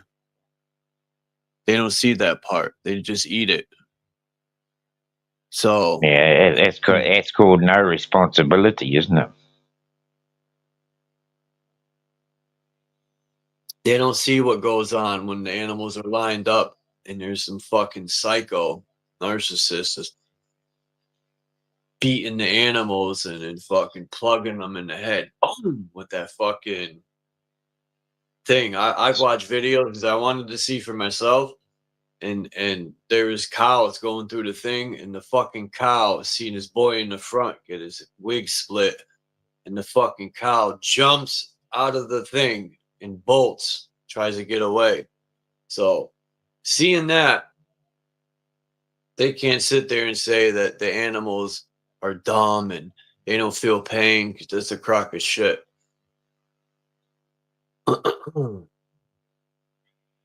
Yeah. Well, some cows are actually got more premonition than others because even before they get rounded up, they know there's something not going to be right about you coming to fucking round them up with a bloody, a motorbike or a Cows aren't dog. the smartest, but they're intelligent, and They know something's wrong. And I mean, you get these bloody. Anyway, I know exactly what you're talking about. should be respected and fucking left alone. Well, the thing I is, never understood why we eat meat when if we could grow vegetables and fruits and all this stuff that's better for you, and spices and herbs, some marijuana, but well, I mean, there's lots and lots of there's lots of indigenous cultures that were making a living out of the landscape, and they had no choice. If they were going to survive, they had to take the life of something else to do so. Well, as the wandering monk would say, he would fast. I even read a story of a guy that he had to kill a buffalo,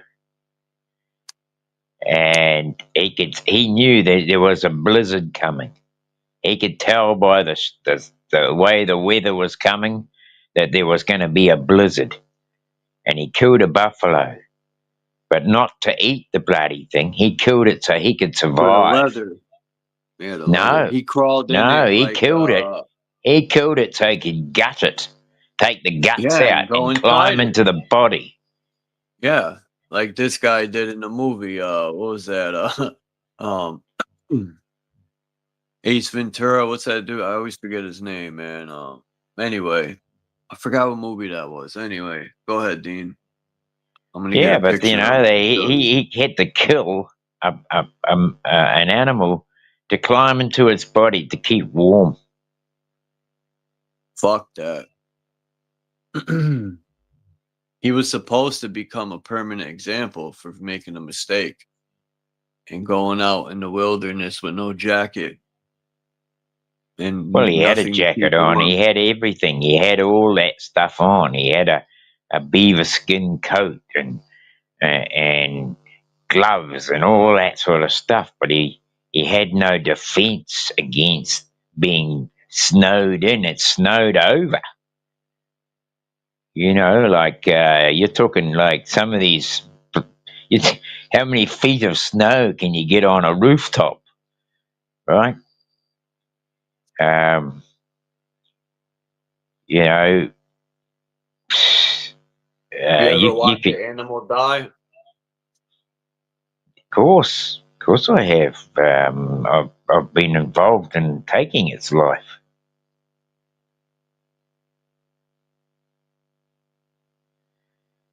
I've done all those things. I can render an animal from its living, standing on its feet, down to putting it on into a meal and feeding it to people.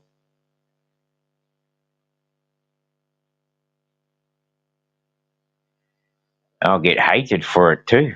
People will hate me if they hear me say, "Oh, that bastard, he's a nasty cunt of a man." Who would want to Most know people that should just person? keep their fucking mouth shut. Them type of people. But you know, all very well if you've been brought up and you've never had to eat meat. You've lived in a family that have decided that they're going to be vegetarian and they're going to raise their children. Those children, by the time they're adults, will have no understanding of what that other person went through before they made that decision to kill that animal so that they could survive. I have no idea. But are you guys hearing the distraction you guys are giving each other right now? Yep, we are. So we're living beings in many forms. There's a reason why people used to say honor whatever's the essence inside of that animal. So of course. It can be released and then you can have its flesh and blood. But for most people, they forget. They think, well, that animal is different than me. I said, yeah, based on the form, but we are the same. Whether it's in a tree form, an animal, like a pet, you want to call it a pet, pets don't go around and say, I'm a pet. No, that's a human trait. When we're in these human forms, we have a big accountability and responsibility. Not bigger than the universe itself, but we have an accountability. We are no longer stewarding, majority of us, things like land, let alone our own vessel. So to say that, okay, Dom, I'm a vegetarian, I'm a pescatarian. A person says, I'm into meat. Okay, what kind of meat are you talking about? Domestic or wild? Okay, when are you eating it? Are you basing it on the 7-day cycle, or are you just eating it because you've been conditioned? Condition is another way of saying another distraction. Those animals, when you look at them, they're aware of us when you're aware of them. But for most people, they just see a form. How you kill the animal, that's fine. I get where you guys are coming from. But when you kill the animal, for what intention? Like that one gentleman, okay, let's say that he honored and said, listen, buffalo, whatever, I gotta remove you from there because I need to survive. On the chain of command, a better purpose, something's telling me that I gotta gut you out and use you as a shelter. So be it. Who is somebody else to tell them what the fuck to do? See, this is where people become judgmental. Stay in your fucking lane, learn it. But because we have all this technology, we're becoming aware of each other. But do we really have discernment with each other? No. So people see what's going on in another part of the world and say, oh, those poor people in the other part, well, you got fucking poverty here. And for a lot of people, they have poverty of the mind. They're actually not tapping into it. They're going around saying, well, Dom, fuck, here we go. Here's that fucking half full, half fucking empty shit. Now, that's me being an idiot and being frustrated. Why? Because there's technology here that's beyond the fucking human capacity. But yeah, we're worrying about, well, Dom, why are they coin operating it? Because most humans are not participating in creating not even creating, making the technology. So at that point, you know what it is? A bunch of adults pretending to be adults bitching and complaining. Now, I'm giving people instead of fixing it. Even if it needs to be fixed, sometimes you just leave it long enough, it'll fucking deal with itself. It'll be good with or without us. As long as yes, I know that. I was actually thinking about that exact line there. It'll be perfectly good with or without us. The what is it? The crowd don't matter to that thing. It will still carry on doing what it's going to do. Yes, they will. Now, the human race, hey, the question would be, why have you chosen to be civilized? There's a question for anybody. Oh, I'm living in a city. I'm living in a town. Why have you chosen to be civilized? Well, I never asked those questions. There you go. But yeah, you want to have discernment. Why is the discernment question, not how? Why do you choose to play sports? That's a question within oneself. Now, if you want somebody to fucking babysit you, no problem. But then don't bitch and complain when they say, okay, I've chosen to be your master now. Well, I don't want you to be my master. Then why the fuck did you ask me the question? Why didn't you ask the question? Go within yourself. Maybe do a 7-day fucking retreat. Don't fucking speak a word. Maybe do a 20-day fucking fast. Maybe go without water for 3 or 4 days. Then you'll realize how dependent we become when we're in these forms. And then you can appreciate a person that's a junkie in any form. But we're become junkies. We want to accumulate something. I know that about me, Dean. I know myself quite well. So when somebody wants to rip a hole in me, I say, fucking step aside. Dare not fucking have me fucking rip a hole in me in front of other people. Fuck, who would defend me? I don't need anybody to defend me. Let alone do I need anybody to apologize to me. But I get it. Oh, they have this artificial intelligence. No, we're artificial intelligence. Well, I used to want people to apologize to me. That's fine. Now I don't give a fuck. Well, you know your lane and all that. No, the fact that you're talking, you do care. It'd be different. Of course, I care. I care. I know you do. I know you do. But again, that's something. Remember, we were in these children. We were in these forms that we were children. We pick up energetically around the people that we're around, whether it's our parents, our community. Next person says, "But I need to heal." Yeah, you need to heal that thing that observed the whole time, because that program is not there to fucking disobey you. It's going to do exactly what it's learned. If your mother's angry, you're going to pick up that energy. If your dad was a calm person, you'll pick up that energy. But if you're in presence of both of them, you might be confused. Now, I get it. People want to prove a point. Okay, you just want to prove one point? Well, I'm trying to share fucking thousands of points? Really? Is that what the fucking schooling system did to you? And just because you say you don't agree with the schooling system, you're still fucking perpetuating it. Dare not challenge the program. It's called Know Thyself. The ego's another fucking thing. That's the body consciousness. Dare not understand your body actually has its own ability to actually run with or without you. Think about people that are in a coma state. What do you think? Who's running the body when you're asleep? Let alone who's running it right now? Who's running the liquids right now? Well, Dominic, there you go. There's that guy that's going to fucking open his mouth already. Get some fucking duct tape. Go inwards. I'm chosen to be the fool by talking out loud. I know I'm the fool right now. And if people aren't I consider myself a fool all of my life. That could be a good thing. Because the fool in the tarot card, the one that always going to different adventures, willing to jump into situations, naive or not. But for most people, they think they have a fucking answer. I said, I got some popcorn. Entertain me. How the fuck did the sun and the moon come to be? Where did language come to be? Well, then shut the fuck up. Go inwards. Fucking morons we all are. We are. We're all fucking morons because we're all programmed. And then we got answers, and then they set it up. Oh, it's them. How do you know how the sun and moon came to be? But without having to use words, if we could just talk if we could just telepathically send a message to something. But there already is. Well, that's why I say go inwards. The message is already there. For most people, they don't realize, is it really about the government? No, it's not. Is it about religion? No, it's not. Is it about the human race? They play a part in it. But not one human being fucking can save this fucking world, let alone destroy it. They're not a group of people. I'm a Muslim, get the fuck out of here. I'm a Christian, get the fuck out of here. I'm a liberal, get the fuck out of here. And when I say that, I want to see if they're developed emotionally now. Oh, Dom, you said something really offensive. So you're not even developed emotionally, so you wouldn't even know what the fucking term Christ consciousness really means. Intellectually, emotionally, you should be developed. I know I'm not, and I choose to go back this way because I'm faking it till I make it. Dare not I go silence, then we have an issue, Dom. But this is where most people don't realize it. They got to bitch and complain about somebody, something. Then why don't you go inwards, carry a mirror around, and then realize. Okay, well, the other thing about bitching and complaining, though, Dom, is that if you don't bitch and complain, to who? That's the question. To the ears that are not listening to why they got fucking purple rain. Listening's done inwards. Hearing is what we do with each other. So now at this Yeah, particular but I mean, if I'd never bloody listened or watched the bloody geoengineering bloody thing, I'd never know what was going on.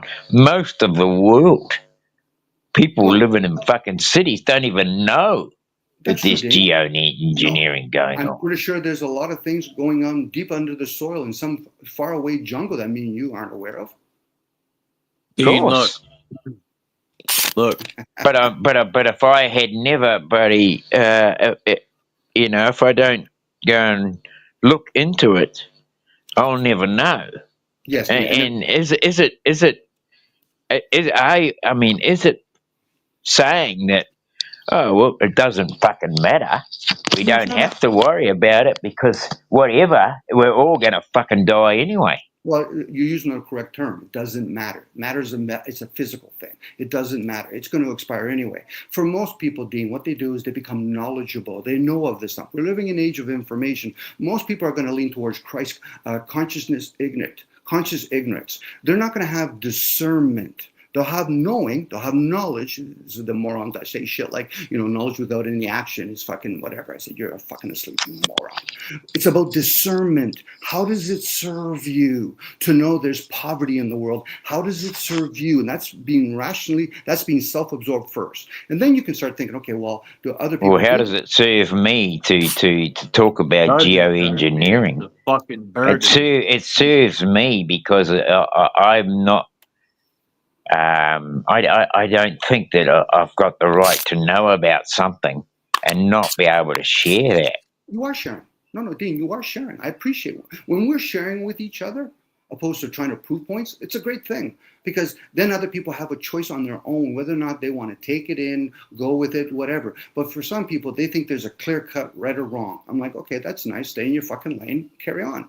You know, it's like if somebody wants to put their hands on the stove, yeah, go right ahead. They put on their hand, they burn their hand. Thank you very much. I appreciate that you've chosen to do some action. I know now through wisdom, I don't have to do that. I got to get a shirt like that.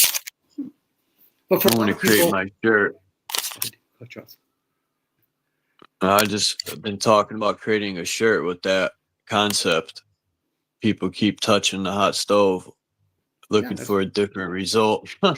Those are the people that want to be the experiencer opposed to the observer. Fuck, I'm not going to jump off a cliff without a parachute unless the guy said, but Dom, look down first. Oh, there's a body of water there. Yeah, but I still don't want to jump down. That's my choice. But when other people say, well, Dom, but you're a nationalist, I said, yeah, there's my cleverness now. I've actually chose to be in some sort of group, but yet say to myself, I want to be my own individual being. It doesn't work that Parachute way. For sale. Used once, never opened. And some shoes. But that's what we do to each other. You know, I get it. If we were talking on a platform where we were being represented by all the different nationalists, then we can have an interesting conversation. But having it with this a bunch of people that are either socialists or brought up in the democracy system, even though, Dean, you're kind of an extension of the British Empire. But again, at least you're bringing a flavor to it. But you get a whole bunch of people that are very the same. They're going to cult up with each other, whether they're aware of it or not. It's usually the child that says, listen, the king's not wearing any clothes. Yeah, because the child's the only one that's fucking wise. The rest of them have told him, showing how they become obedient. Well, we can't tell the king that he's naked. What the fuck are you talking about? You can't tell the king he's naked. That's awareness. That's somebody that's willing to stick out their neck. No problem. Here it is, nice and shiny. But remember, you cut off my fucking neck. I'm going to chase you down in the next lifespan. Well, Dom, I don't believe in that shit. I said, well, you should have no concern then. You know, this is where people get on the idea that all children are so innocent. People have to understand how energy works. Somebody molests a child, but by the time it's 7 years old, you'll fucking run that child for the rest of its existence. They know this shit, whoever they do, and I know this shit, I just don't practice it. So there's that philosophy. Well, you should practice it too. So now you should practice some spiritual cooking, drinking blood, and finding out that you don't have that capability of drinking blood and working with that energy, let alone gold, let alone urine. Yeah, because most people are self-absorbed. I saw a Jamaican just run a 100-meter sprint under 10 seconds, and I'm European. So I'm going to force my fucking will now on it? People have to learn how to stay in their lane. That's not a disrespect to a Jamaican man, let alone to a European man. It's about knowing your ability. And for some people, they need outside devices, whether you want to play music or you want to do something else like an apparatus of some sort. But at that point, we're getting technology that's beyond humans. People think for some reason all this technology that we have, no, humans are just making this shit. They're not creating anything. It's plug and play. You want a plane? You think that's human origin? Now, when we look at nature, we look at animals, that's another different type of technology. We can manipulate it. We could probably, scientists or whatever, whoever, more humans, probably downloading shit, doing a whole bunch of cocaine or whatever, ayahuasca. Next thing you know, they fucking download all this information. And then, so yeah, we know exactly how to work with cold fusion. That's nice. Is that going to help everybody? Not really. See, people don't realize when they say shit, they're not here to help the people. You don't realize how it's in broad daylight. You're talking about them. The people are the nobles. That has nothing to do with you. You've been classified as citizens or peasants. Now, I don't agree with that. Well, then why the fuck are you hanging out in civilization then? Why have you chose to jump into a form that got fucking birthed out of a fucking womb? I don't know that, Dom. But you want to bitch and complain. Bitch meaning being in heat and then complain. And for most people, Dean, no offense to most people, but it's aimless. Of course it's aimless. Now, hey, nothing wrong with complaining if you want. No different can come up here. Hey guys, I just won a lottery ticket. I'm a fucking millionaire. Eventually people will get fed up of hearing me talk that way. Yeah, for sure. I mean, my dad could have bloody wallpapered the house 3 times over with the bloody lottery tickets he bought. I love the term. I love it, wallpaper. But we do that with pieces of paper.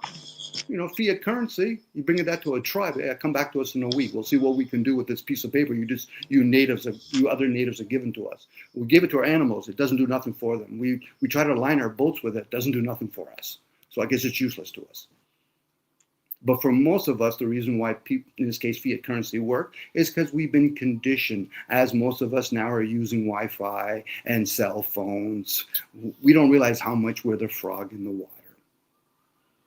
But a lot of people don't want to hear that. What they want to do is either be indifferent to most things, or the few that think that they're conscious. Well, Don, but I'm somewhat aware. Aware of what? It's a question at that point, even though I might say it sarcastically, but it's still a question. Aware of what? Yeah. I know my tonality of my voice, but I realize that this is not my fucking first rodeo. Yeah. Yeah, I know. I mean, when I first came to YouTube, I was fucking angry. Man, I was angry. And I wanted to. I thought, fuck, I'm going to wake all these fucking people up to this. But lo and behold, I got woken up instead. Surprise! I just enjoy sharing shit like this, awareness. Now, other people might turn around and say, I don't agree with you. That's nice. I don't give a fucking flying fuck if you agree or disagree with me. I'm sharing awareness. If an apprentice says to me, Dominic, there's a different way of doing electrical. Yeah, go ahead, fill your boots. Yeah, but you told me to do this right now. I told you what the job entails. How you want to do it, that's up to you. I'll monitor whether or not it's safety infractions and you're going to hurt yourself. Outside of that, fill your fucking boots. Do whatever the fucking way you want to do it. Now, the know-it-all, no problem. I got a bag of popcorn in my car. And you know who they are. Dom, I'm going to prove that I'm right. There you are. There's the know-it-all. But are you going to use any discernment on all that shit that you know? They don't want to go there. And then they want to bitch and complain to religious people. Meanwhile, they're doing the same shit. And no offense to religious people, because what's behind religion? Human behavior. Personas, more mask. I'm a religious person. I'm a state person. I believe in the Earth's fucking surface. It's round, square, triangle, fucking it disappears. Religion is like having an imaginary friend. We all have imaginary friend, Charles. It's funny when you just said that, because I was actually listening to Dane Wigington in an interview with Tucker Carlson. And it's just amazing how many times the word global. What time is it? Popped into the conversation. But, how because of now a different perspective on what the Earth's shape might be, I don't even have an idea exactly which way it is. But I just don't believe it's a ball spinning through space anymore. And because of that, I actually felt, like when someone said, "Oh, the world and the what do they call it? The angle." And like an oscillating wheel spinning through space. I was just thinking to myself, how Did you easily. see the video I sent you, Dean? Not yet, Chuck. My bloody I'll phone get went it. I'll flat. pull it up. Go ahead. My phone has been going flat, and it's even going flat now. I've got it plugged in. How's that? I've got it plugged in, and I've already gone from what is it? 90. I had 100% when I plugged but I've done a couple of things before entering into live this morning, but it's dropped down to 83.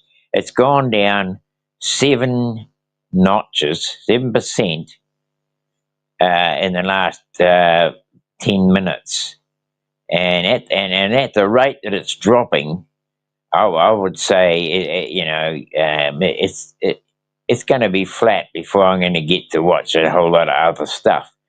But yesterday it did the same to me. It dropped right down. I was actually in a conversation, and the bloody thing just went and died on me. And I still haven't been able to get back to that person because of the time. I'm waiting for the right time of the day to get in contact with them.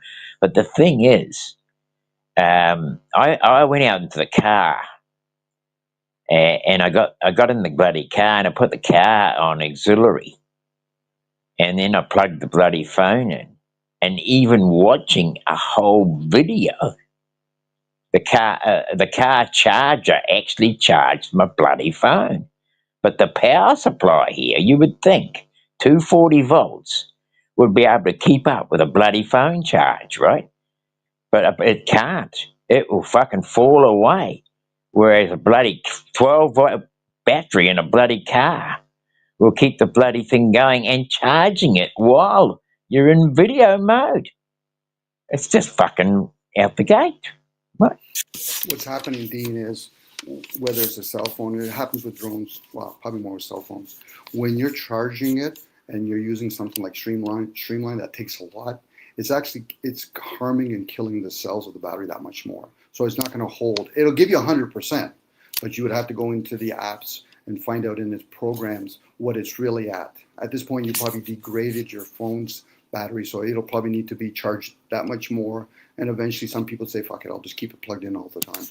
Well, that's what happens with Maureen. She says now her phone has been, because, like people say, oh, fuck, my phone's getting down on charge, instead of waiting till it's flat and then charging it. Yeah. Fuck, you're in the middle of a phone call. And in this one, I've been waiting on this bastard for fucking week and a half now. And now I finally got it. And now my phone's going to go flat. I better go and fucking plug the charger in. But you're doing it when it's hot. That's where it starts killing it. It's like, of course. But the thing is, you're in a position where you cannot, you've been waiting for a few weeks for this fucking phone call. True. And then the guy's fucking ringing you and your phone's going flat, and what if you haven't got a charger on you? You're going to fucking drop out of the call. He's going to say you're an ignorant bastard. I fucking waited 2 weeks. We had this organized, and now you fucking fuck off on me. Do you have any external USB, like, those external battery chargers? It's nice to keep a couple around. You can always plug them in while you're on the road. Well, I plug them straight into my car, right? Well, that works too. It's a 12-volt system. And the thing is, that's what I'm saying, the 12-volt system, I can be running on a StreamYard like this, in StreamYard, and be in the car, and my phone will charge. Whereas I'm on a 240 volt, and I'm watching it go down.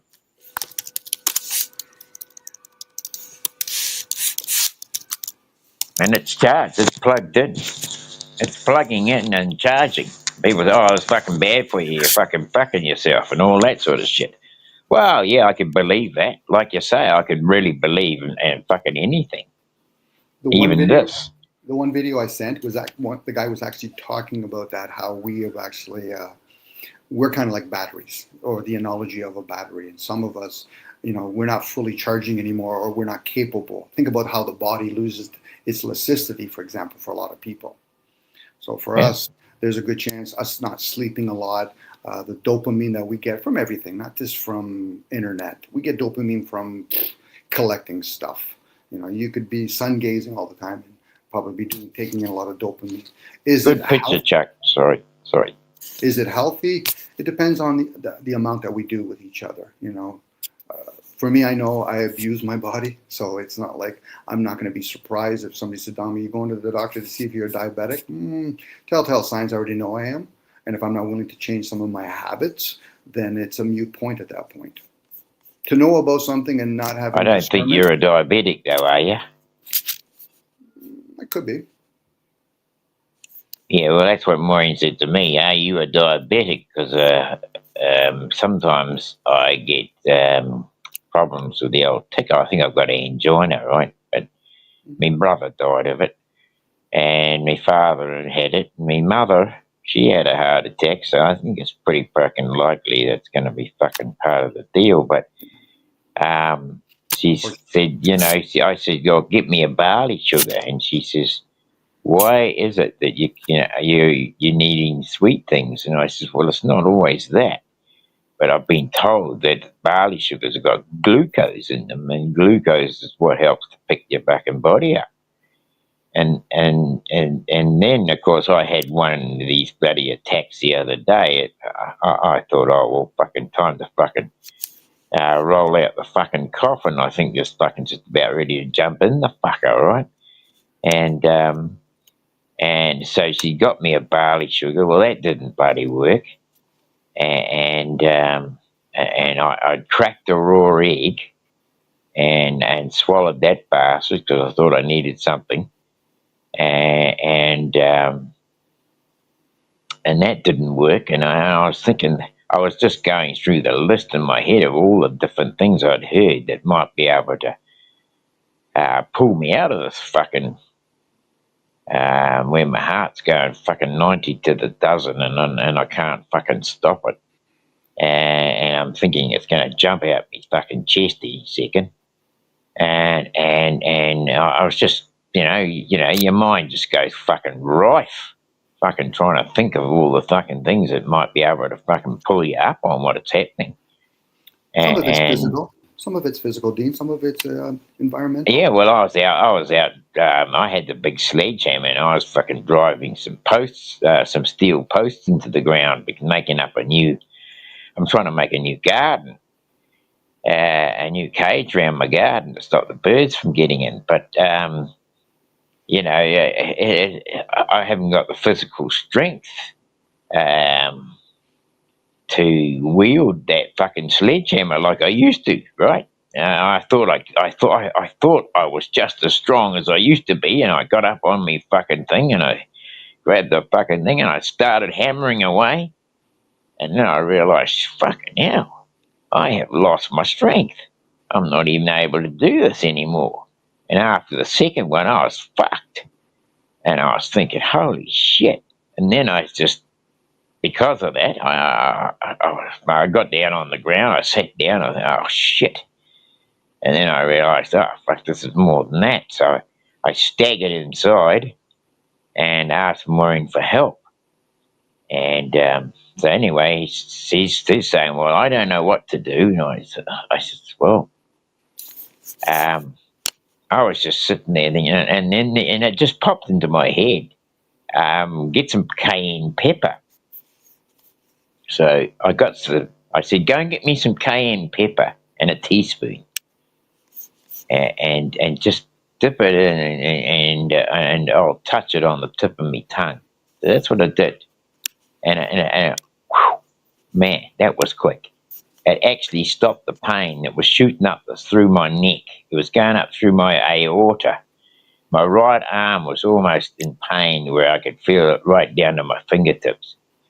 Both my feet were sore and painful because I felt like I said, you know what? It was the processes of a fucking heart attack, isn't it? And you know, it's bloody hard work. Bloody hard work, man, when you go through that shit, isn't it? I think to myself sometimes, well, why even bother? Why don't I just let the fucking thing happen and be done with it all? I won't have to fucking worry about anything. Sorry, what do you mean by like you talking about the garden? No, be done with the fucking, you know, life. Let the fucking heart attack have me. Let it take me. I'm pretty sure you're more than and then I won't have to worry about anything. You might. It might continue. You know, again, it's one of those things, Dean, where... Well, I'm told Maureen not to ring no fucking ambulance. Fuck that. I'd rather die than fucking get a resuscitation from a fucking doctor. Well, hopefully you and her have that conversation. This way she doesn't feel like she's stuck, you know, rocking a hard place. But again, Dean, it's one of those things. Is it confirming or denouncing the fact that you're stewarding the vessel, so you must not therefore be the vessel? Because, you know, your ongoing program, you know, that thing that your memory, it's having a conversation. Well, I'm not capable of doing it. No, my vessel can't do it anymore. And then, of course, something was able to give you information, put some pepper, put it underneath the tongue. Again, we say the word that we're stewarding the vessel, but people never really put two and together. What do you mean by I'm stewarding the vessel? You're not the vessel when you say that. Oh, okay. So I'm erroneously saying I'm 60 years old. Yes, you are. That's where it's called body consciousness. And then that's called the ego. What we're talking about when they say know thyself, you're talking about your ongoing program. The one that has memory. The one that's been indoctrinated by thinking, I live. Well, I don't know where the bloody memory of putting pepper on cayenne pepper came from, you know, because I've been out searching for the connection, and I can't find any connection. There is no apparent scientific studies to prove that cayenne pepper stops heart attacks. We're talking about an intelligence that's beyond science. Okay. You have a thing called blood in your veins. You were talking about earlier about water and memory. What do you think blood is? It's memory. Of course it is. I know. Yeah. I should have. I mean, I don't know where I got it from, and okay. I've been, and that's what I say. Is it something that's come through from somewhere else? Somebody else's memory has flooded into mine. Again, we're tapping into what's called the mind. So now if you have an awareness of your upper brain and your lower brain, the gut brain, a lot of people will go towards the heart. That's the hub. That's where memory all goes to. And it gets dispersed. You know, again, a lot of folks are going to struggle with this because they've been playing with that suit, but never really challenging it. What do you mean by the blood? Blood has memory. There's a reason why people can consume blood. Same with gold. You know, it's like people think, yeah, but it has monetary value, gold. Yeah, that's what they give the masses to be distracted with. But it's actually the property of gold. Now, a person would have to find out whether or not they have the capability of consuming gold and being that conduit. This is why back when you used to see the Egyptian, the pharaoh, and there would be people like a triangle around them holding certain gold ornaments.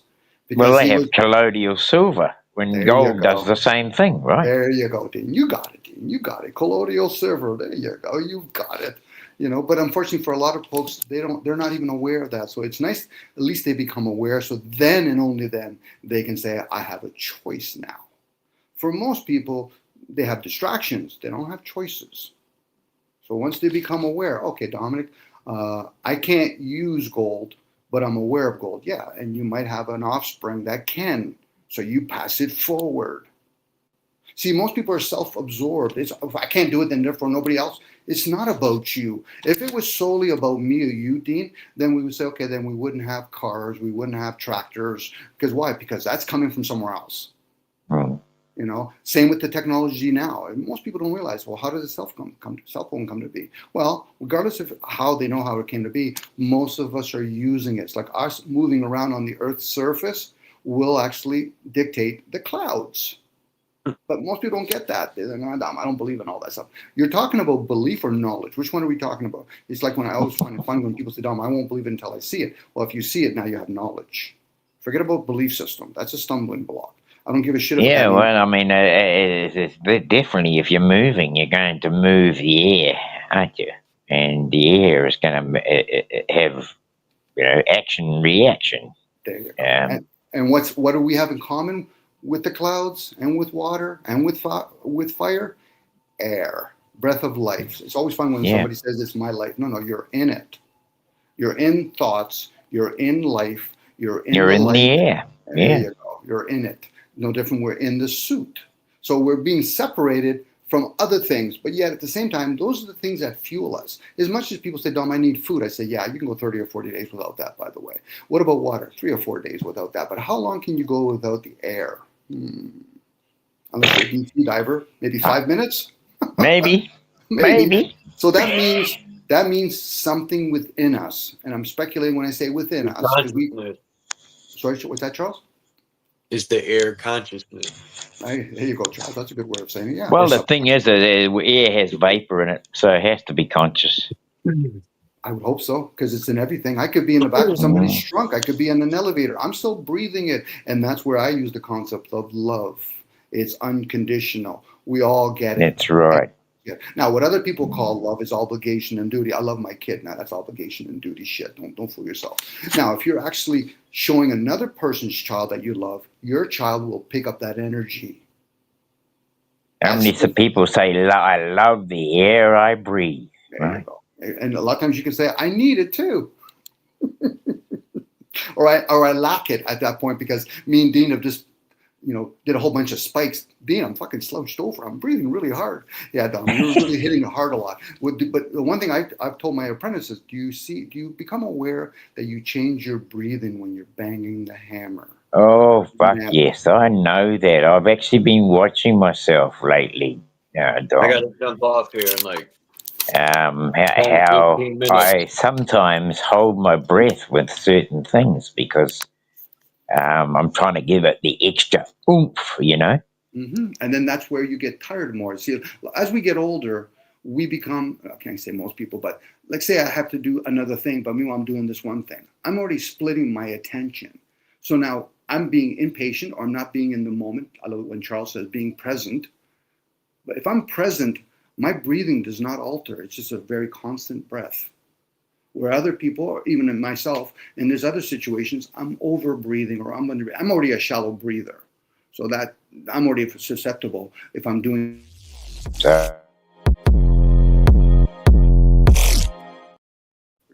Damn, I done hit the wrong button. Okay, Charles. Put them in a fuck. When you're ready. I'm gonna play this video much, in a Chuck. minute. And thank you very much, Dom, for... You guys got to see this video. Now, I'm not saying everything in this video is factual, because I have a few issues with a few things, but I just want y'all to see this video real quick. We'll give the show back to the man, but thank you very much, Dom, for the discussion today. Always, Dean. I try my best to share with other people, and I know sometimes my tone of voice, that's my frustration. I wish I could share way more, but it's my lack of emotional development that hinders me. Much love, bro, and big hugs. Always big hugs. Right? Ciao, Charles.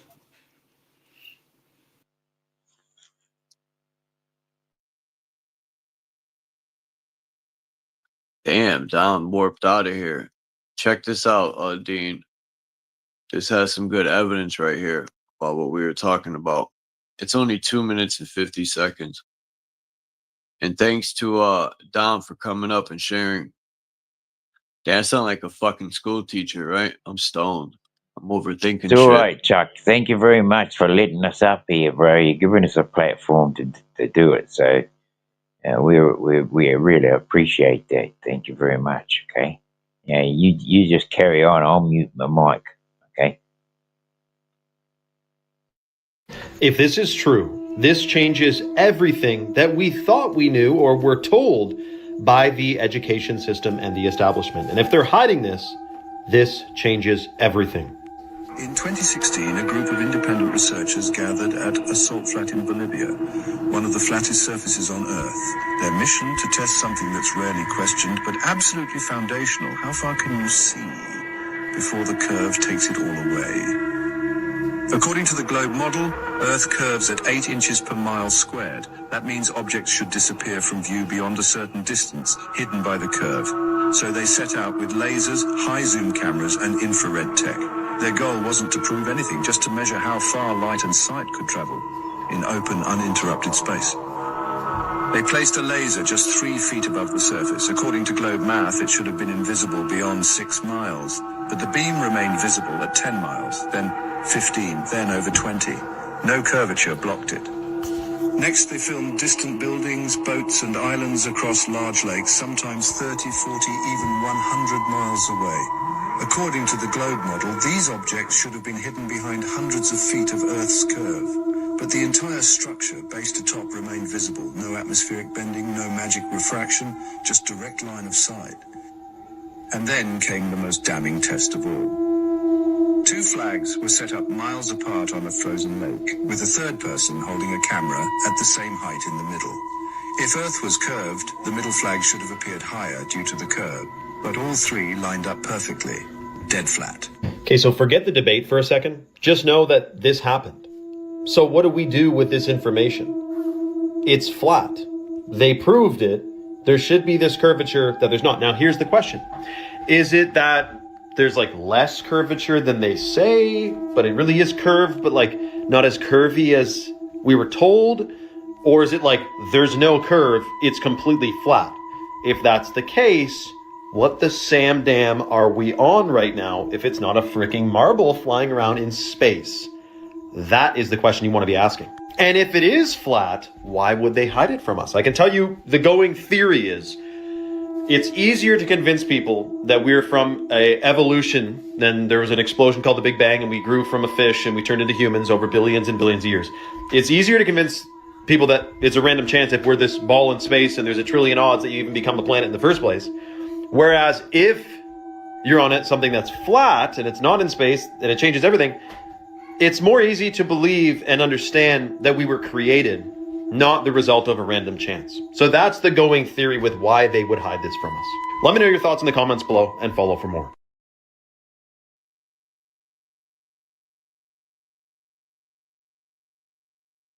Yeah, well, I mean, I did watch some of that, actually, Chuck.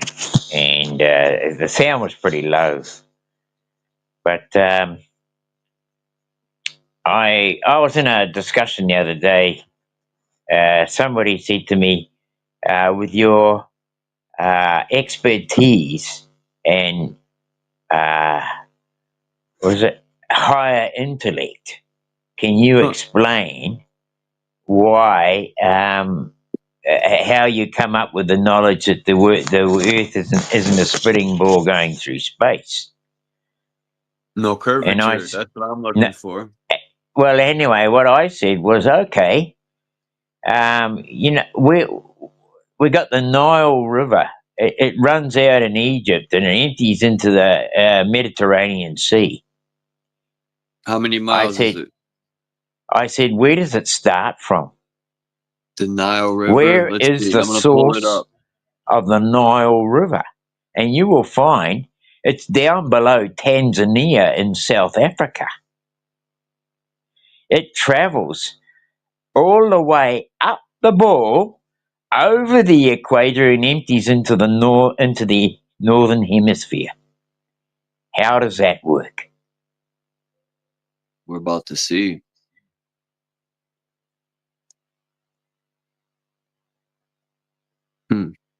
If it runs downhill, how can it go up the ball, over the equator, and into the northern hemisphere if it's running downhill?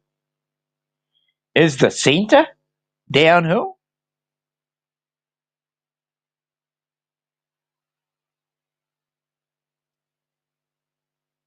That's an interesting question. Why does the Nile River run through Tanzania? There's a big lake there, which is actually a dam. Like Dam Tanz, it's one of the major power dams in Tanzania. But it runs right through there, right up into Egypt itself. When we're talking going up a ball here, over through the equator and out into the northern hemisphere, running into the Mediterranean Sea. How the bloody hell does it do that? If we're on a ball spinning around, and the northern hemisphere is the upper hemisphere, and the southern hemisphere is the lower hemisphere. I have a few theories on that with the land, but I think the maps they give us are bullshit too. I don't know. Because stuff don't be lining up correctly. But you know, you can Google Maps. You can Google Maps and find the source of the Nile River. Right here.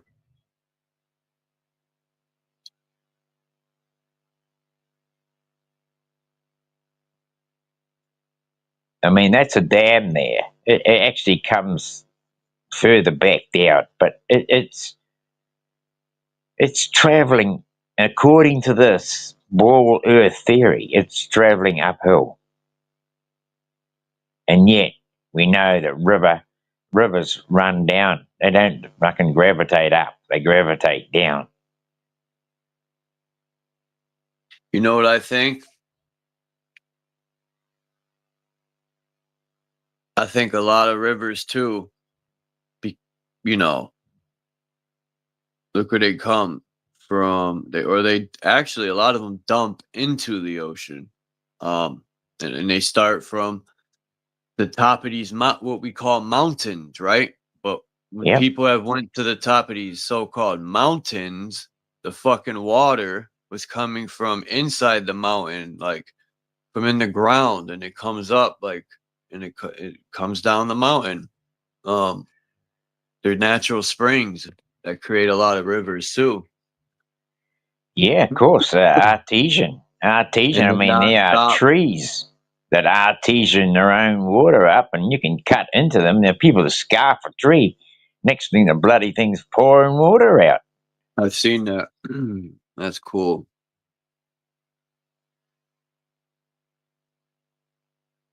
Yeah, there's a lot they don't tell us, especially about what's under our feet or above our head. Well, you know, I mean, well, one thing I wanted to say about geoengineering is that through pressure, they're able to manipulate and change the direction of water. You know, like we got a lot of groundwater actually. You know, there's probably more groundwater in the earth than we actually know about or told about. And yet, I talked to this guy. I said the other day, I said, how you know, has that creek ever dried up? And he said once in the 60 years that he's been alive, he's known it once. And I says, well, you know, like he said, it didn't dry up completely because there's an eel down there it's got to be over 80 years old or more. It could be 100 years old. But eels, when they get to a certain size, they are, you know, they're anything 80 years upwards. But you know, like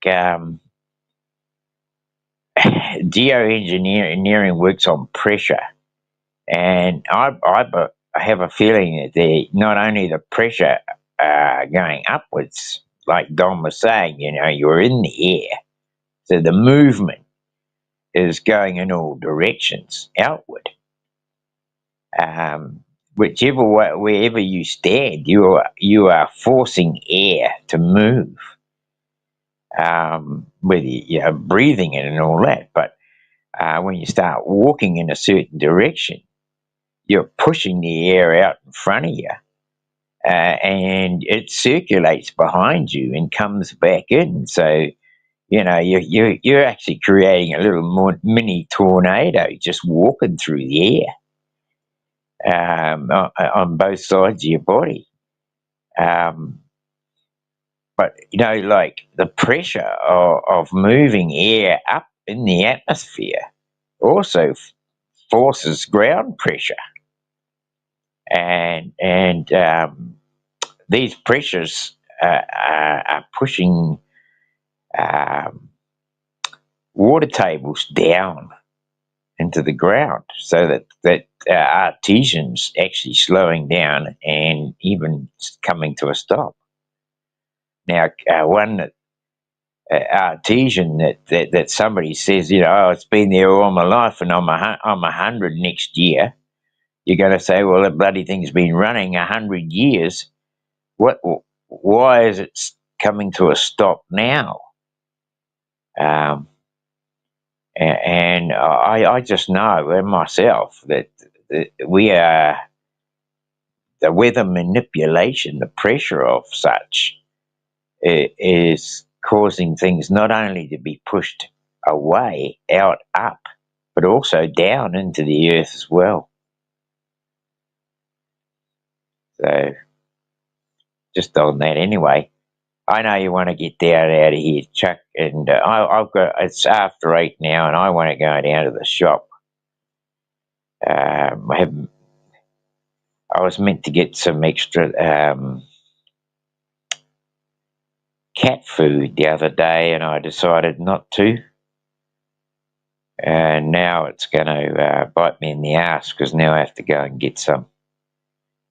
I should have just bought it at the time. That's what you do when your buddy say, "Oh no, I'll leave it for another day," but it doesn't happen. Anyway, all the best to everyone. Hope everyone enjoyed themselves here today, and we'll take care and see you when we're looking at you next. Take care, Chuck. Love you, bro. Later, Dom. Later, True Zone. And Jay Height and whoever's in the chat, Jay Height and Craig, whatever his other part of name is, excuse me for not remembering that. It booted later, me bro. out. It booted you out. I wondered that. Anyway, look at this shit, Dean, real quick. Check this out. Okay. They're gonna turn this. I used to go to this mall all the time when I was I think this is in Milford. It's a big fucking mall, and they're gonna turn into apartments maybe. Malls like this are fucking closing down. You know the country's falling apart. No, they got to turn them into a smart city, bro. They're going to turn it into a fucking energy park. They're going to turn it into a data center, right? Yep. All them computers they could fit in there to cook everyone. That's a lot of any curvature over there. I wonder if they had to level the parking lot out. Well, they usually do. They have to. I mean, you could go and find a surveyor, and you could say, how flat is this area here? There's hills, valleys. You could dig underground, right? There's caves. There's probably cities under our feet. But there's one thing for sure. If you run straight, you're going to just keep going straight no matter what. And water proves that it's like being on a table, right? And adding hills and digging down, there's still a horizon, which means the ground's horizontal, right? No matter how high you're rising, that's the horizon. But anyway, it's like we could be in an infinite simulated video game. It could be. Being played by Abraxas and Serapis. Yeah, and we just pawns on the chessboard. Serapis. What a bozo that guy is. He had a cup on his head. He should have went out with Aquarius. Because he Peace got the out, cup bro. on his head. All right, peace. Later, bro. Peace, everyone. I'm out. I'll check y'all next time. Have a great evening, night, morning, afternoon, wherever you might be. I'm out.